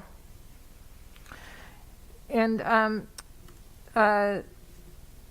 trustees, I know that some of you might have questions as to some of the terminology. I'm sure that if you have any questions, Mr. Cinto can answer them. Just maybe for our community that's watching, can you one that stood out to me, maybe you could describe ineligible students? Yeah. Oh, That's yeah, absolutely. Because it's not a term. It's not a common term. It's not a common Yeah. term outside of our school. Yes, sphere. yeah, my apologies. Students who do not earn a 2.0 GPA. So. Are in not any given eligible official for grading what? period. Oh, I'm sorry, what? Are not eligible for what? Oh, for participation in extracurricular activities, for co-curricular activities. Those students cannot participate because of eligibility. But you also know we recently passed a probationary period as well, recognizing the context of the time. And trustees, you all remember that we're looking at different eligibility standards currently. Okay, any other comments or questions? Well, I just wanted to say thank you to Principal Cinto and Vice President Fetters. I visited, I think, when was it when I visited? When I was at the high school, and I literally saw Mr. Cinto's desk Yeah. full of stacks of papers. And so I know the process has been tough, obviously with the timing of it. The one question I did have, and either one of you guys can answer, is was there anything new that you learned about the high school during the self-study or the process, or something that was reaffirmed to you during that process that you could share with us? New or reaffirmed? That's a tough question, Julio. Reaffirmed, I think. Go ahead. If you Well, Mr. Cinto, excuse me, Mr. Cinto should get last, but what reaffirmed the process, which one of the reasons why it's 140 some odd pages long, is just that all the things that we offer our students. So all the things that we do to try to create, a true learning environment at St. Helena High School. So it's a lot to write and it's a lot of work, but it reaffirmed that we're definitely on the right path. So. Yeah, and I guess what I would say is that as much as the process can be kind of grueling and I don't know, sometimes tedious, because you sometimes you feel like you're looking at things through different lens, but you end up at the same place, or you're saying the same thing. It is that the byproduct is we all tend to go to what do we need to fix right away. But it really forces you to celebrate your achievements over time. Even authoring this PowerPoint here and having to look at our strengths, I thought to myself, having been here for the last 13 years, wow, we did good work. We've come a long ways. And that's the hard part, is people that were here 13 years ago don't necessarily, or people that are here now don't necessarily see where you started. And when you talk about things like mathematics, and where we came from having Math 1A, Math 1B, pre-integrated math, Geometry Core, which was a non-college prep class, and how those were separated and just even demographically represented in the achievement in all of those areas, to where we're at now, where we have an integrated Math 3 class with trigonometry infused so we could get more kids into calculus, and we have the biggest calculus class that we've ever had in my history of this school. That feels good. And you should all be very proud of that, because you've helped nurture that work in terms of, you're going to see in the coming days a CCAP agreement with Napa Valley College, which doubles our dual enrollment opportunities here. That's something you should be very, very proud of, because you're affording our students and our community a greater resource, greater utility for the program that we offer. There is value added in what we do, and it means something beyond this school. Thank you. I appreciate the thought. I will say, as I was reading through this, I'm one of those people. I think back to 11 years ago when I first became a high school parent, and I can't help but look at this last slide of the final priorities and say, holy moly, like, this is amazing. All the work. I mean, and truly, under your leadership, you keep moving that school in a direction that is working for our students, and it's working for our community.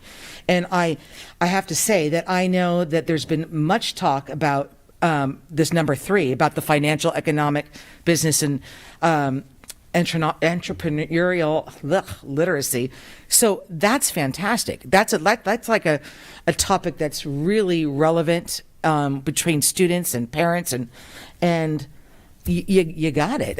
You honed in on it, and that's a testament to you and your staff. So I thought it was great to read this and see, knowing where it was and where we are. So well done, and we have every faith in you, Mr. Cinto, and your staff. So. Yes, I echo the words of Trustee Pelosi. Thank you very, very much. I know the last time that you were at this, it was the same way, where it's just a daunting task and a lot of work and a lot of focus. So I commend and thank both of you and your staff, everyone. So thank you. Thank you. You must have been And the surprised. students. I was going to say, Students. and you must have been shocked to not hear math come up. What's a big take? I would imagine it would be. Yeah. So It's good. Awesome. All right. well done. And then I just have one comment on the career technical pathways. So that we've made a lot of strides in that direction. And also, I'm wondering how, this is a segue.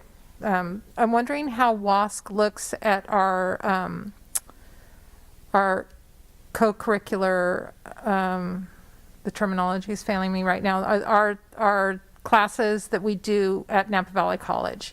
How does that fit into a WASC accreditation because they're actually college courses? Is that even really?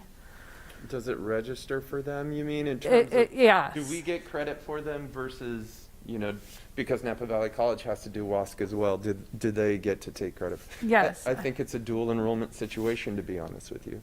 I mean, their board has to approve the CCAP agreement, you have to approve. So just like the high school student gets both high school and college credit, both institutions, I believe, I can't imagine that they would do otherwise, because otherwise there's no incentive outside of, the utility to students to do that kind of work. So I would imagine, and it is a college and career indicator on the dashboard.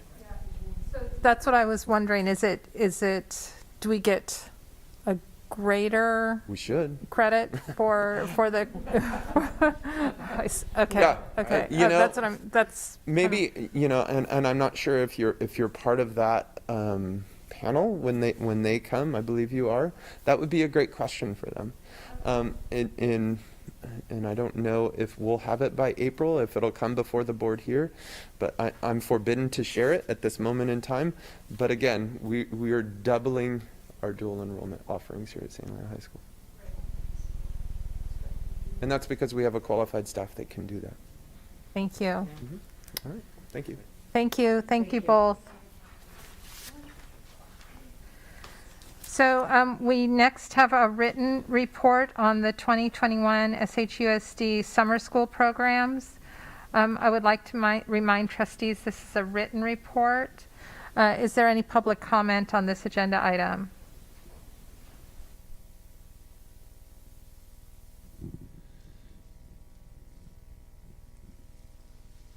Trustees, comments or questions? So my question is so as far as the schedule and things, is how are we recruiting the students? Where are we at with that? How does that work? Good evening, everybody. Good evening. Good evening. How that works is that we, first of all, target what we call the unduplicated students, which are our EL, migrant ed, homeless, foster youth, and socioeconomically disadvantaged students. And not just because you're in that category but struggling with academics. So those are the students that will be targeted first for the summer school program. As we presented at one of our board meetings, the students that were at MET or proficient or exceeded seem to stay in that range. The students that were struggling at the 50 percentile and lower were falling further and further behind. So those are the kids we're trying to identify, but we want them to fit in one of those unduplicated pupil counts, because we do know, based on research, based on all the information out there, that those are the students that need the most support. My second question, I just actually thought of this, is so once you get the roster of the students coming in, is there consideration of providing transportation to the students that might be from, further away from the district? Good question, because the transportation director, Andy Stubbs, and I have been talking about that. Yes, this year. All kidding aside, we've been talking about that, and because we want to get more students into our summer program and make it a little more robust this year to really bring those skills and build them during the summertime, we are going to provide transportation. Oh, lovely. Great. Thank you. Question. If there is a student that's at the MET level, not proficient, can they self-select to go in if there's space? At the very end, if we have space and they're right on that line of where they're struggling, they could go one way or the other, Sure. then we certainly will want them Okay. in the program. Okay. But I was just to give you a look at it, just looking at RLS and looking at their pupil count and looking at the unduplicated students, we have 135 students that fit those categories. Now, I have not broken that down further to see if they're struggling in academics. So you get an idea of what that looks like. Thank you.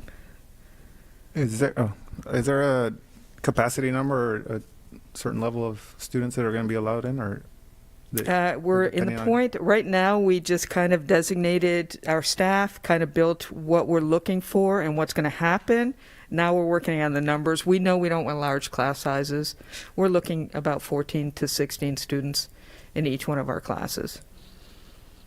And something else just occurred to me. For those high school students that might be doing the Apex recovery online, I'm assuming we're still going to be able to offer hotspots as far as Wi-Fi connectivity to those students. Okay, great. And the new addition to that for the credit recovery, not only will we have Miss Ray working with some of our students, but we also will have our special ed teacher working with students that are special ed as well as EL for credit recovery. Great. Thank you very much. I'm sorry, I just thought of one as well. So our students that are doing fuel education, if there's any students that are targeted for, would they still be in fuel? Does fuel have some sort of summer program, or would it be something that would come back to us as far as? I think at this point, if they're struggling in fuel ed and they need academic support, we would want them back with us. Back in person, yes. Okay, okay, great, thank you. Any further comments or questions? Thank you. Thank you, Ms. Allen. Next on to item 10E, written update on in-person instruction. I'd like to say that this is a written report, but I'd like to call on Dr. Mary Lou Wilson. I just wanted to acknowledge to the board that we have been reporting on in-person instruction or update at each board meeting over the course of the last number of months. And we felt that we could move to a written report at this time, and will continue to do so with a written report unless something is, noteworthy. And certainly happy to answer any questions if you have them. So is there any public comment on this agenda item? Board members, are we comfortable moving to a written report for this agenda item? Or do you have any other comments or questions regarding this month's report? I'm comfortable with the written format because questions are always an option. I'm comfortable with that. Okay, we have been getting really wonderful PowerPoints in the past, but we are pretty much in a consistent pattern of staying the course. So I feel that the board has confirmed that we can go to a written report from now on. Thank you. Thank you for everyone who contributed. So on to item 12A. Is the adoption of resolution 2020. President Haug. I'm sorry. Would you go to 11A, Sorry. please? I skipped 11A. Human Resources consideration of approval for district social worker job description. I'd like to call on Mr. Christopher Heller. Great. Good evening. It gives me great pleasure to introduce this attached job description for district social worker community liaison. This is a direct result of feedback received during our local control accountability plan process that includes a lot of stakeholder feedback, and many of these themes aligned with this potential position. Students and parents who have been most impacted by recent fires and the ongoing pandemic have cited the need for more services for their families. If approved, this job description would provide these expanded social services and also expand our vacant community liaison position due to Yvonne's retirement. As the previous community liaison was a part-time position, this full-time position would connect with students and families on a daily basis and frequently after hours at local events, community functions, and/or home visits. As a result, the current community liaison position would not be replaced in its capacity after our incumbent employee retires in June. Since the requested position would be a full-time position, the district would utilize additional funding received from state and federal sources to offset any new costs for the next 2 years. Our intention is that this position would be incorporated into the general budget in future years once it's established. Andy and I have had several conversations about the viability of this position And as we anticipate the third year out in the budget, we believe at this time we'll be able to sustain it. If approved, district staff will develop a salary schedule and related costs that will be shared with the governing board in May as part of the LCAP and its related budget process in May. So I'd ask for your consideration of approval this evening. Is there anyone present who wishes to publicly comment on this agenda item? Were there any written comments submitted by members of the public? No. Trustees, are there any questions on this agenda item? Yes, I have some questions. So to me, this is, I just, it kind of came to me out of left field on the agenda, to be perfectly honest. So I kind of feel like I need a little more context about it. I know we spoke a little bit about this earlier, but I also, I kind of want to understand. I know where you're saying, Mr. Heller, it came from feedback out of the LCAP and things like that.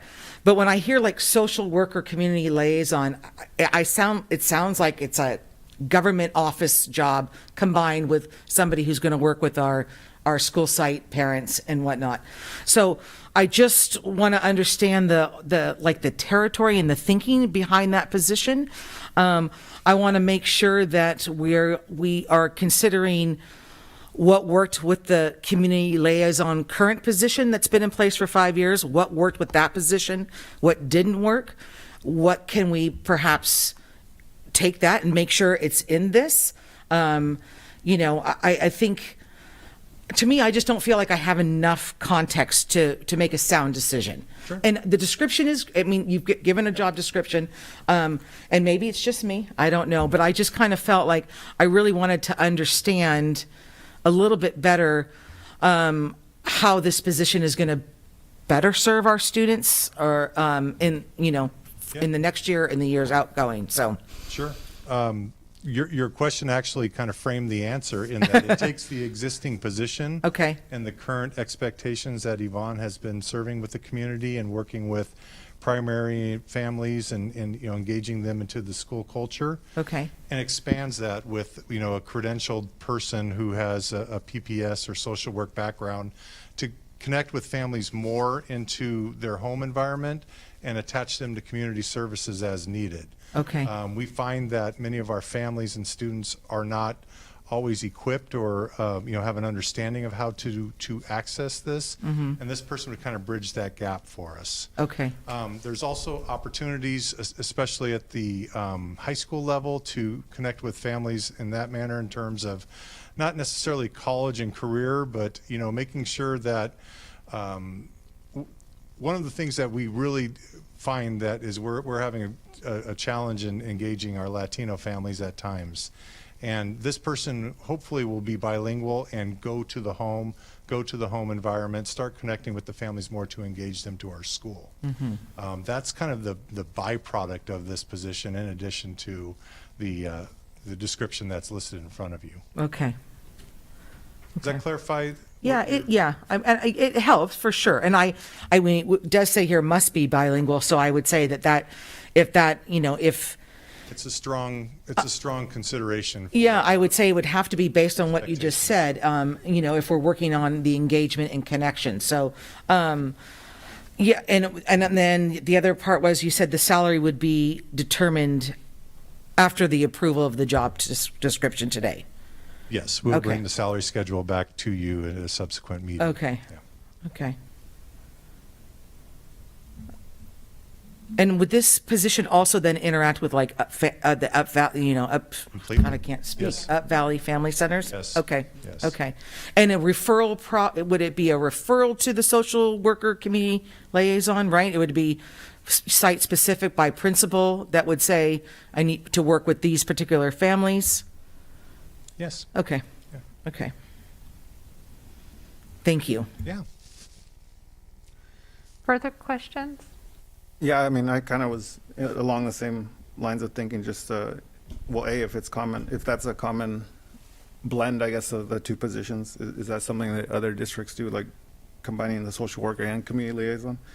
And obviously, you've answered some of those questions. And then just, I guess, more so if the balance, I know that Yvonne's position was a part-time, but just, I guess the balance, is there going to be enough time to do both, the referrals and the parent engagement, which to me, obviously referring families that needed services is super important, but I think the parent engagement piece, I think that's something that I want to continue seeing. So again, just wanting to make sure that there's enough balance within the scope of our work, and that it's not, or whoever ends up being in the position, but just having enough time to do both, I guess. Yeah, and kind of in the write-up, you will see that it does meet many of the goals that we potentially discussed, as well as a lot of the common feedback with equity for all families, parent engagement and outreach. So it's a position that, while it potentially does increase from a part-time to a full-time position, I think, given our current climate, is going to yield better results for engagement of our families and students to the school.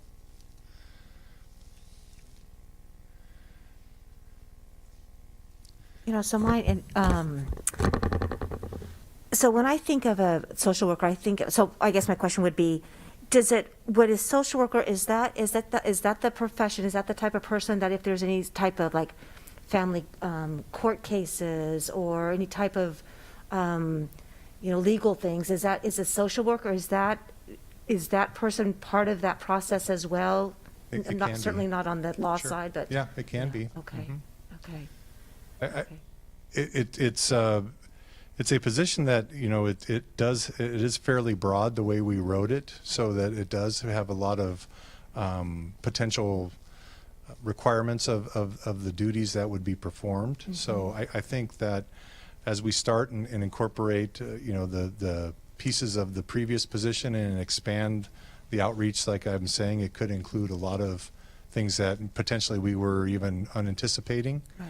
So I feel at this point, when I initially started this, our duties and responsibilities, there were probably 60 bullets in there, and I felt like, oh boy, we would need to reduce this, because that's, we're looking to hire Superman. And so right. I think as we got down and got into the more specifics of this, and I had some of the staff help peer review it and reduce the bullet points down to what we felt were the essential requirements of the position, it does encapsulate a lot of the things that potentially you're mentioning, as well as connecting to Up Valley and other family services in the community and the county. Mm-hmm. Mm-hmm.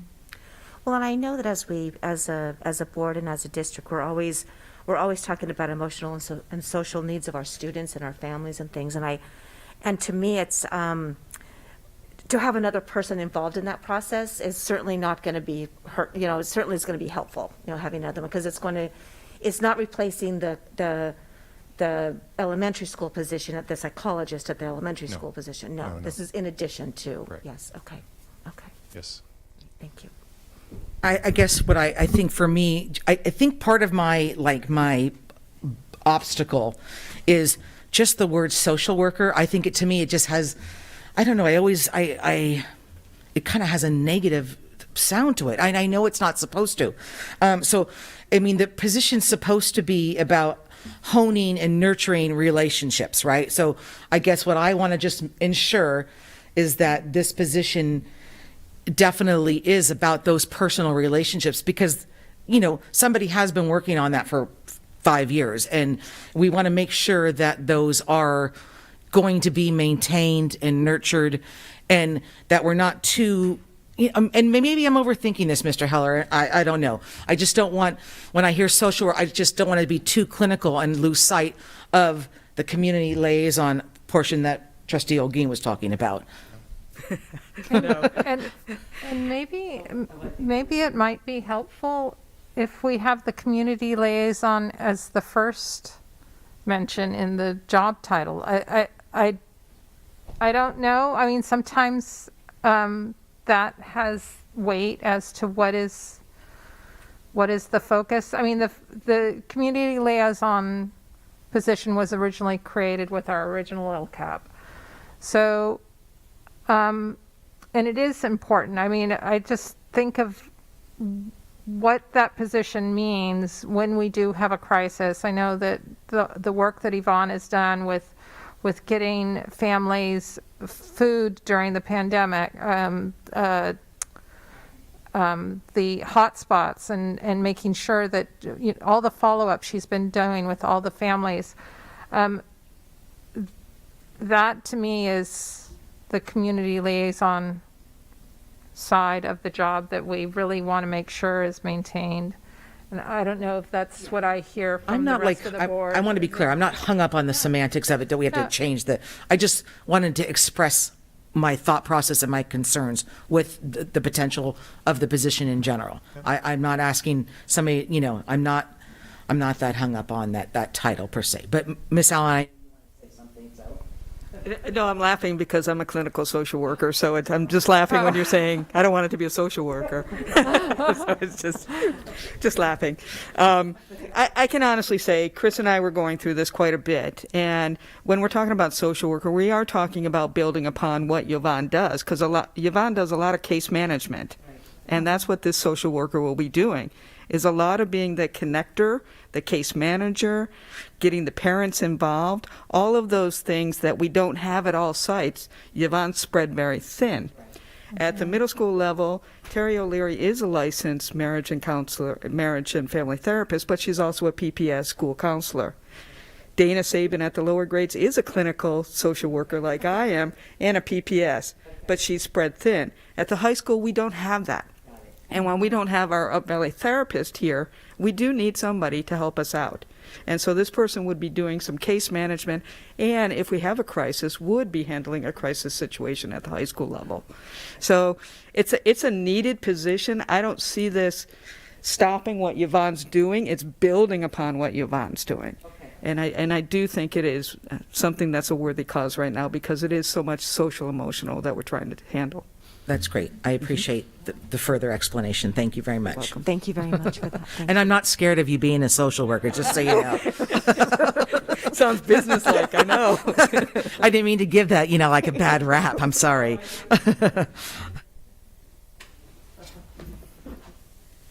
So this is a big decision. Are there further questions or comments from board members? No, I just think that was super.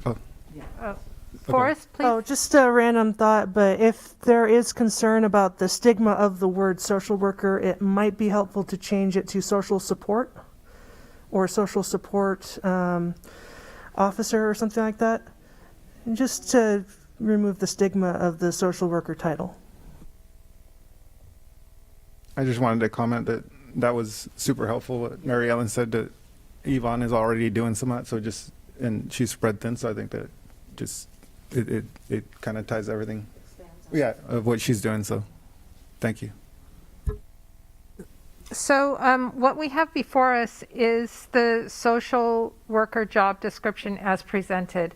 Is there a consensus that we want this a little reworded, or is there anyone who would like to make a motion to approve the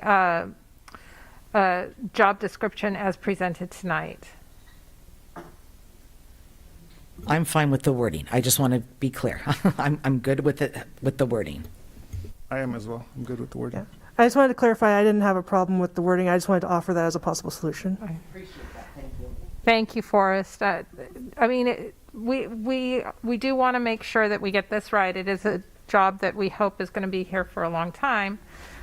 We definitely have the need for it. So then do I have a motion to approve the social worker job description as it's presented tonight in its entirety? I'll make that motion. Is there a second? I'll second. Thank you. And Joe, I'm sorry, this is a HR matter, and I cannot ask for your preferential vote. All those in favor say aye. Aye. Aye. Motion carried.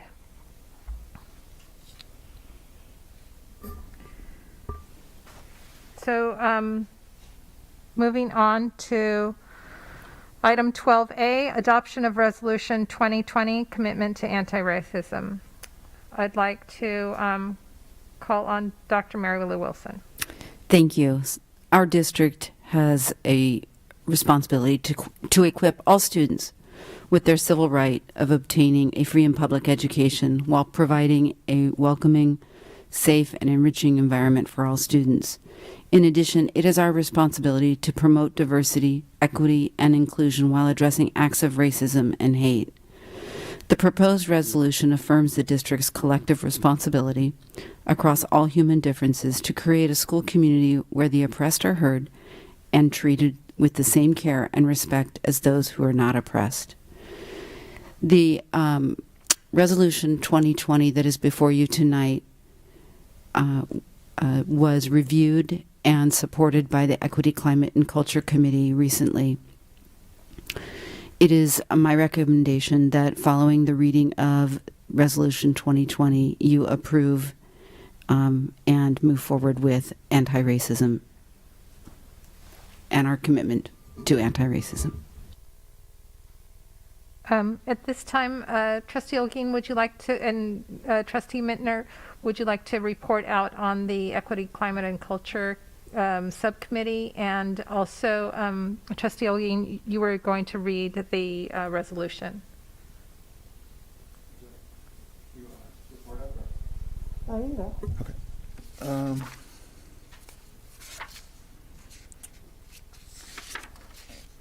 All right.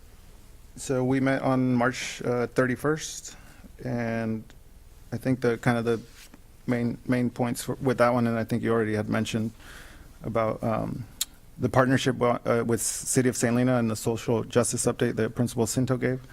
I think one of the things that came out of that conversation was just the idea to contact a representative or an author of that 2020 petition that was sent to our district in June, and just the idea that we'd like to have them collaborate with us and be part of that conversation, because we feel like that that petition was one of the reasons why a lot of this conversation started. So we'd like to offer that invitation.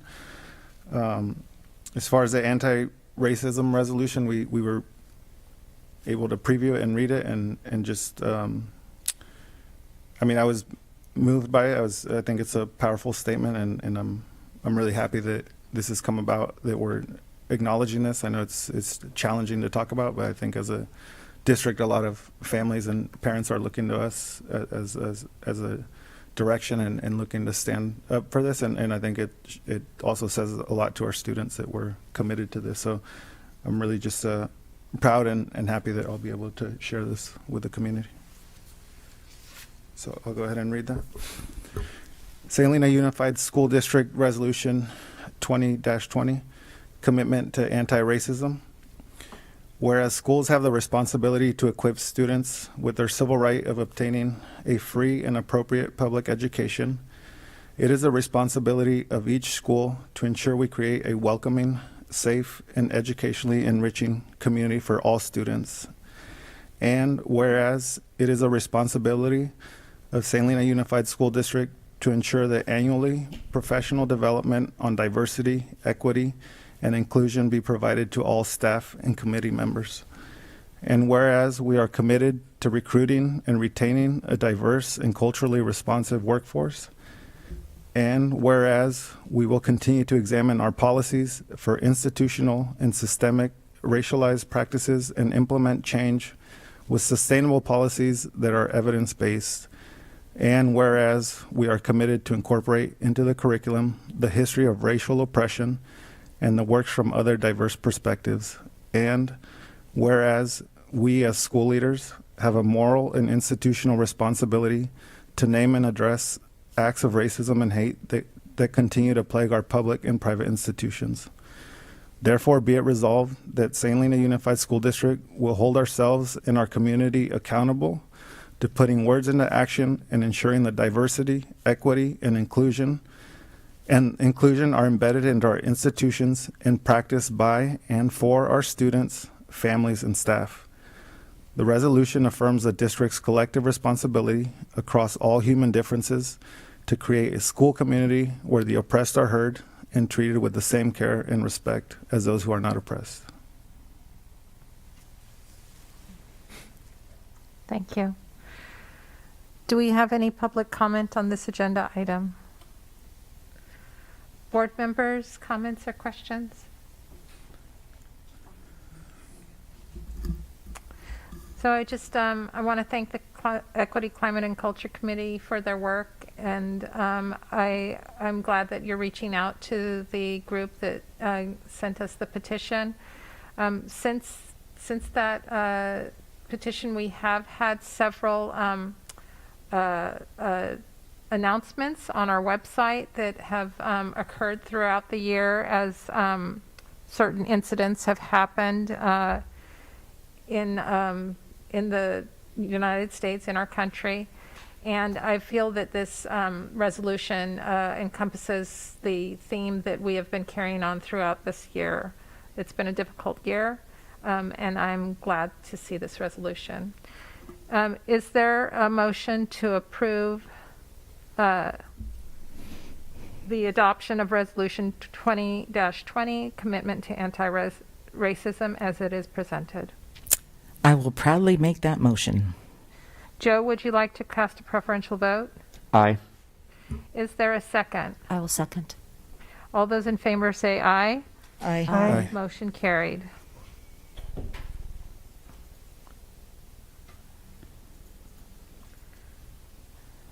Next, we have item 12B, request for adoption of Resolution 20-19, Staff Appreciation Week. I would like to call on Dr. Mary Lou Wilson. We're getting close to May again, and it's that time of year where we do take a moment and acknowledge our employees. In a typical year, we would have a celebration and we'd bring them all together and shake their hands and congratulate them for all of their work. With the pandemic and the current guidance, we won't be able to have that celebration, and yet we still do want to acknowledge all of our employees, our classified employees, which make up custodians and food service workers and cafeteria workers and secretaries and so many people that make our district run, our paraeducators and whatnot. And in addition, we can't forget our teachers. All of our employees are the heart of this district and have truly gone above and beyond this year to make school what it is today. It is with great pleasure that I present to you Resolution 20-19, and I would request that you read the resolution and approve tonight for the week of May 3rd through 7th to be the week of Teacher and Classified Employee Appreciation. Trustee Pelosi, will you read the... Certainly will. I'm very honored to do that. Kind of like feeling a little emotional because it's a big year to be very appreciative of everybody who's serving our students. So thank you. St. Helena Unified School District, Resolution number 20-19, Staff Appreciation Week 2021. Whereas providing quality education to our young people continues to be our greatest challenge in education, as well as our most vital responsibility. And whereas we rely on our teaching and support staff to ensure quality instruction in a wide variety of subjects in and out of the classroom. And whereas, in addition to teaching academics, teachers and classified staff members provide guidance, support, and encouragement to the children of St. Helena. And whereas our staff members go far beyond their contractual obligations to support and touch the lives of children. And whereas it is appropriate that we recognize and express appreciation to the employees of the St. Helena Unified School District and acknowledge with gratitude the care and concern they have for our students. And therefore, be it resolved that the Board of Education of St. Helena Unified School District acknowledges May 3rd, 2021 through May 7th, 2021 as Staff Appreciation Week. And be it further resolved that the board extends during this week and throughout the year its sincere appreciation to the instructional and support staff of the St. Helena Unified School District for their extraordinary dedication and professional commitment to the students of the St. Helena community. Thank you, Trustee Pelosi. Is there any public comment on this agenda item? Trustees, do you have any questions or comments? I don't have any questions, but I'm feeling the same way that Trustee Pelosi is right now, and I do feel such gratitude to all of our staff. So I want to say publicly thank you very much for everyone, for everything that you do. I'm trying to get you national press. I'm working on it. So I would like to also just highlight a couple things. This is it's 1 week, but it's been a really rough year for our community and our staff. I want to just remind everyone, because sometimes it's so easy to forget that we went through the fires, the power shutoffs, the pandemic, remote learning, transition to in-person learning, all the things that we have been through. And I really want to also, I mean, we are really grateful for all of our staff members, our teachers, our support staff, our paraprofessionals, everyone, all of our administrators. They've all done a huge job. But sometimes it's some of the amazing things that are done are the staff members who are sometimes unseen.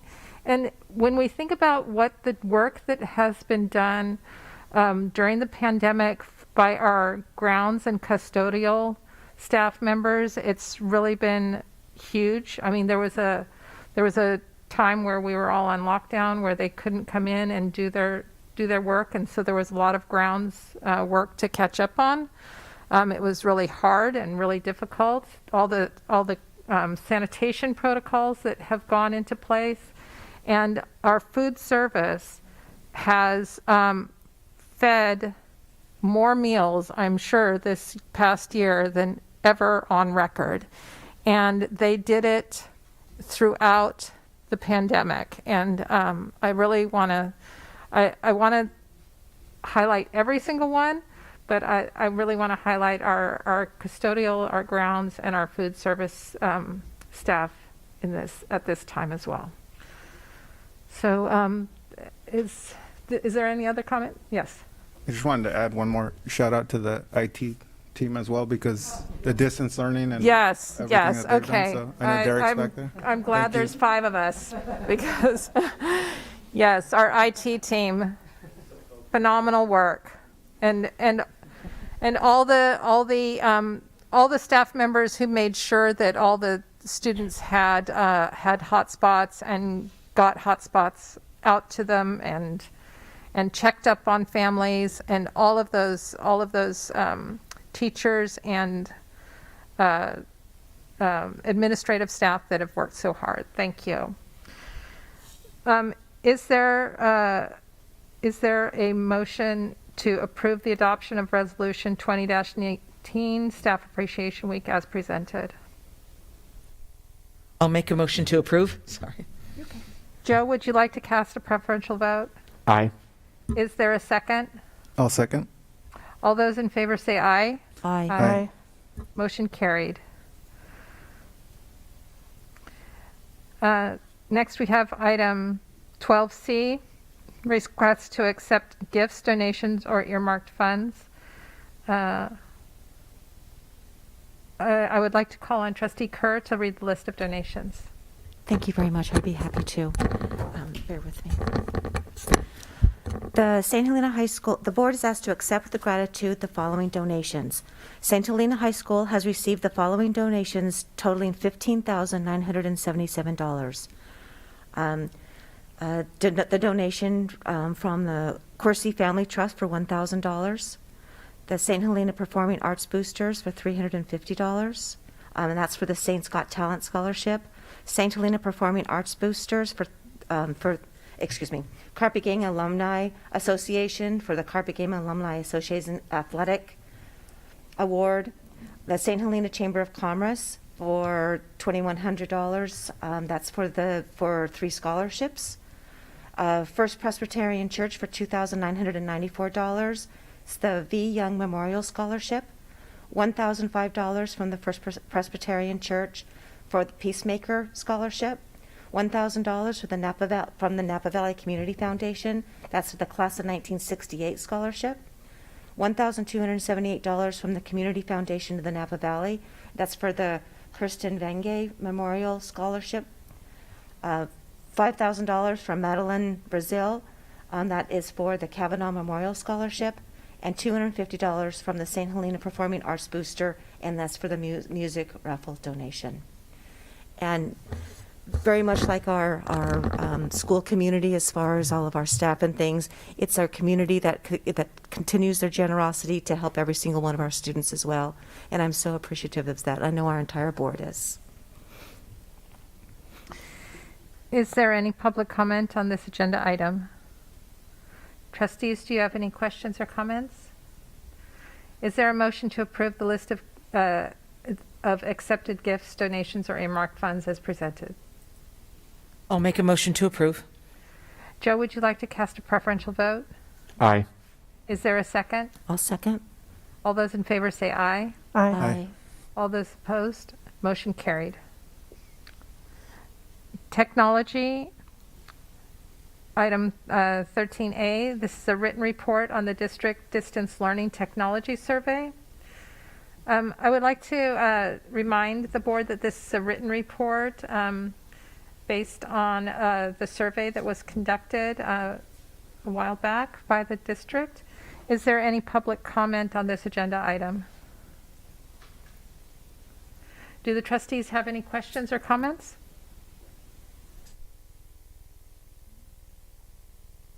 I was happy to see how many people responded to the survey. That was good. It's very good. I think this was a smart and helpful survey to conduct to get parent feedback on what platform they preferred. So I'm glad that we did this this survey, and I want to thank all the parents who answered, because we always love getting your feedback. Is there any public comment on this agenda item? Trustees, questions or comments? No, Did I already ask that? I did. I'm sorry. Is there a motion to approve this? No. There's no motion. Sorry. It's information only. We're moving on to 14A. Thank you. Approval of the 2020 Measure B and C bond audit reports. And I'd like to call on Miss Andy Stubbs. Thank you. And earlier this evening, Mr. DeSanti, the outgoing president of the COC, referenced the Measure B and Measure C bond audits, and that the committee was able to review those, and that there were no findings. And so with that, I would request the board consider approval of the Measure B and Measure C bond audit reports for fiscal year ending June 30th, 2020. Is there any public comment on this agenda item? Board members, questions or comments? No, the findings were great and everything was in alignment, so that's always positive. So thank you once again to the committee. So is there a motion to approve the 2020 Measure B and C bond audit reports as presented? I'll make that motion. Joe, would you like to cast a preferential vote? Aye. Is there a second motion? I'll second. All those in favor say aye. Aye. Opposed? Motion carried. Next, we have item 14B, is the 2021-2022 budget assumptions. This is the second board review. It's a written report. Thank you, Ms. Stubbs. I would like to remind everyone this is a written report. Is there any public comment on this agenda item? Trustees, do you have any comments or questions? No, I know. I just, for some levity, I was going to say when I first opened the report, I was like, "Where's all the yellow highlighting?" I'm like, something must be wrong. No. I know. So that was my clarifying question. So it's just a second reading of this. Is that correct? Yes. Correct. Thank you very No much. changes to okay, dispersion lovely. since Thank the you. last one that Thank you you saw. so much. Thank you. Then we're moving on to item 14C. We're going to be reviewing and considering approval of contracts over $25,000. I'd like to call on Ms. Sandy Stubbs. Thank you. We have 4 contracts over $25,000 for the board to consider approval this evening. And the first is with Michael's Transportation. We are currently using Michael's Transportation for our drivers. We are working on hiring our own transportation employees, but we are asking the board to approve a renewal of this contract for next year to fill any vacancies that we might have, and also to provide long-term leave for district employees if need be. So this would be a standing contract that you will see every year while we offer home-to-school transportation, just to ensure that we always have coverage. And then also, Michael's will be able to provide us transportation during the summer if we're not able to hire drivers before summer school starts. And so we've been working on the budget to include that using our expanded learning grant money that we've got to cover for the summer. The second contract is similar. It's with Adroit Advanced Technologies, and Adroit is currently providing our transportation for special education students who attend non-public school settings. They just started doing that for a couple of students that we have that have gone back to school in person. And they have been providing wonderful services so far. They're very responsive. And so this is another kind of a Plan B contract that we want to renew each year. We are working on hiring district drivers that would fill this role for us next year, but in the if we can't fill those vacancies, then we will go back to Adroit for next year. And the transportation budget that the board has seen during the January board meeting, and then also it'll come to the board during the May board meeting with the original budget for next year for public hearing, and then adoption on June 17th includes these costs. The third contract would be an extension of terms for Brandy Anders. We have been contracting with her to provide psychological assessments to support our district psychologist this year.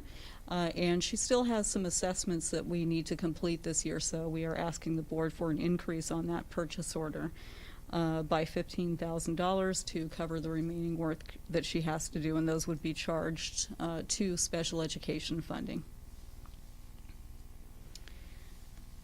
And then the final contract is with Spur and Carousel. The board may recall that you approved a contract with Dell during the March board meeting for some technology infrastructure equipment that we were using Measure B bond dollars for. And we were receiving a discount, a 70% discount on this equipment through a special E-rate program grant. And so we're using the rest of our discount credit, if you will, to purchase kind of the remaining network equipment that we need to get us through for the next few years. And so this would be kind of Part B, and again, we would be using Measure B bond dollars. And our IT team has informed me that after approval of this agreement and the purchase of this particular equipment, then we will only have very kind of small, localized replacement needs in the out years that we would need to plan for. And so with that, I would request the board consider approval of the 4 contracts over $25,000.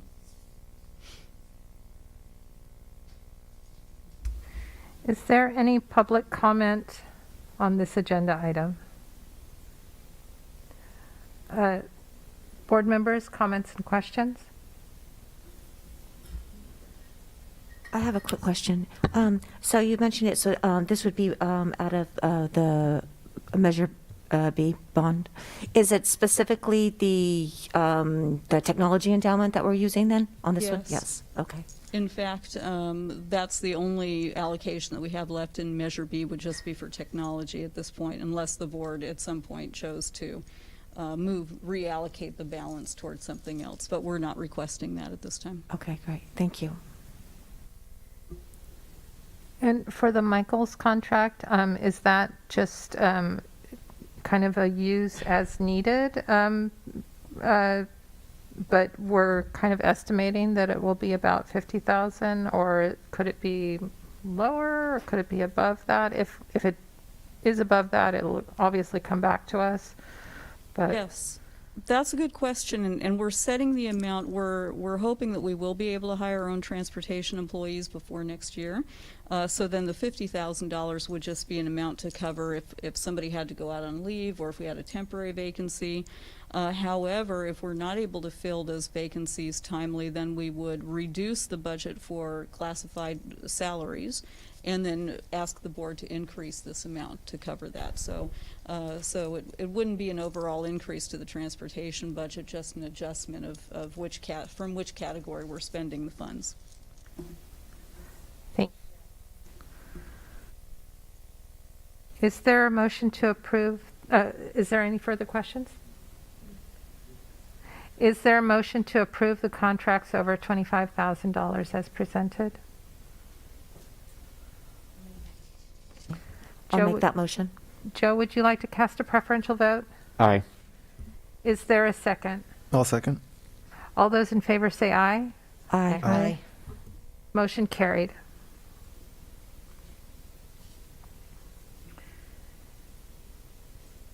Approval of the annual report of the Measure BC Citizens Oversight Committee. I'd like to call on Ms. Andy Stubbs.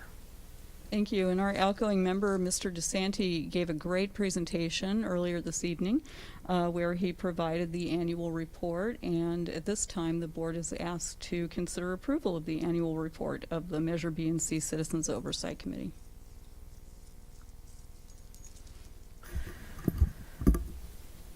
Is there any public comment on this agenda item?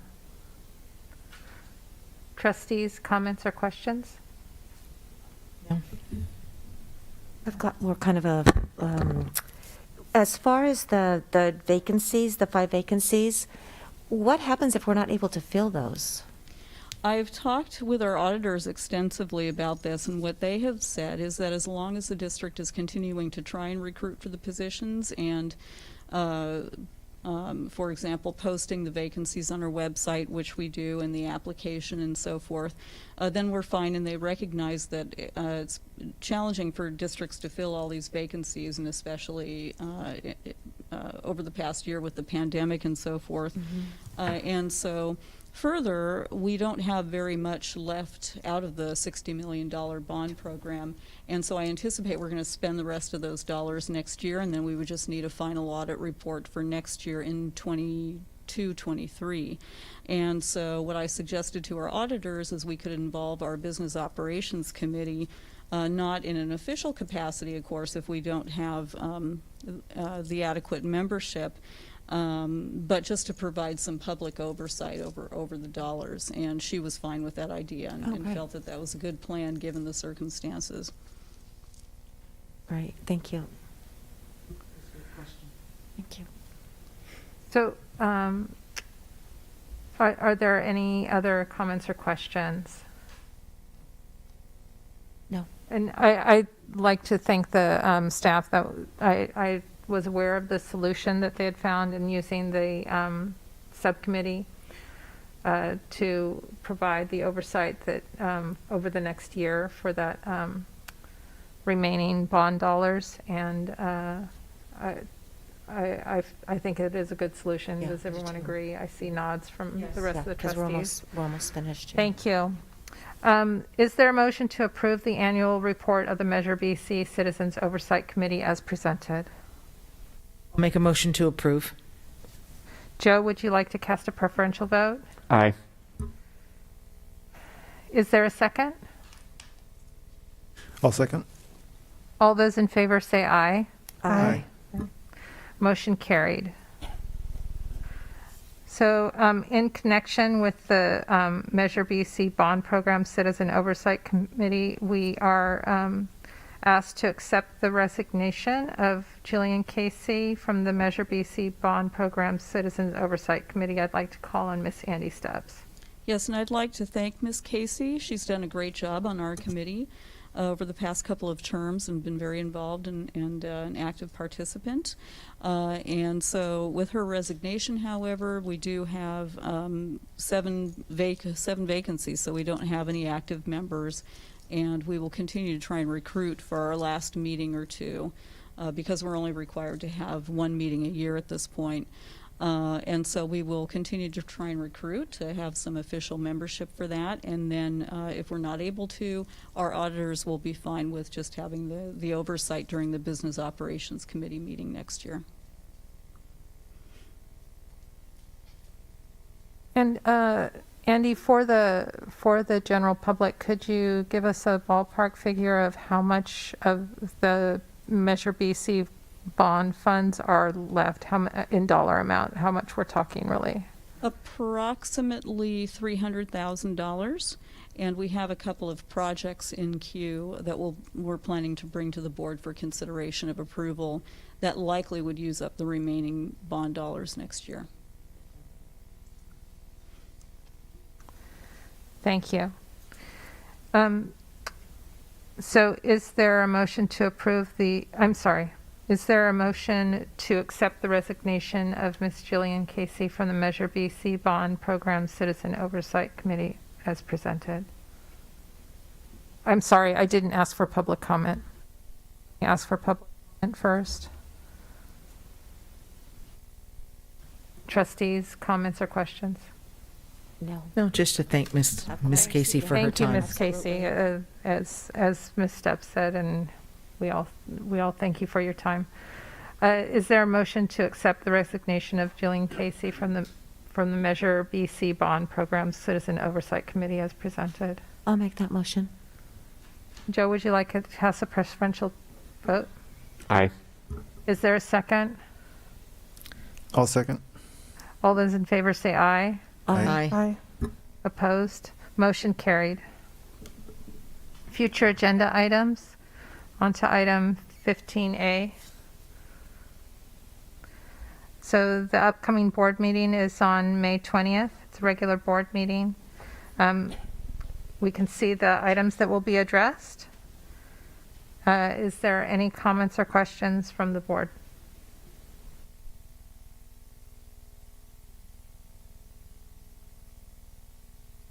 Do any trustees have subjects for future agenda items?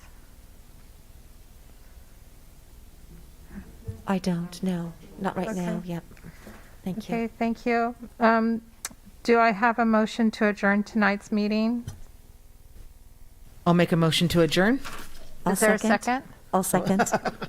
All those in favor say aye. Aye. Motion carried. Meeting has ended at 8:32. Great, thank you.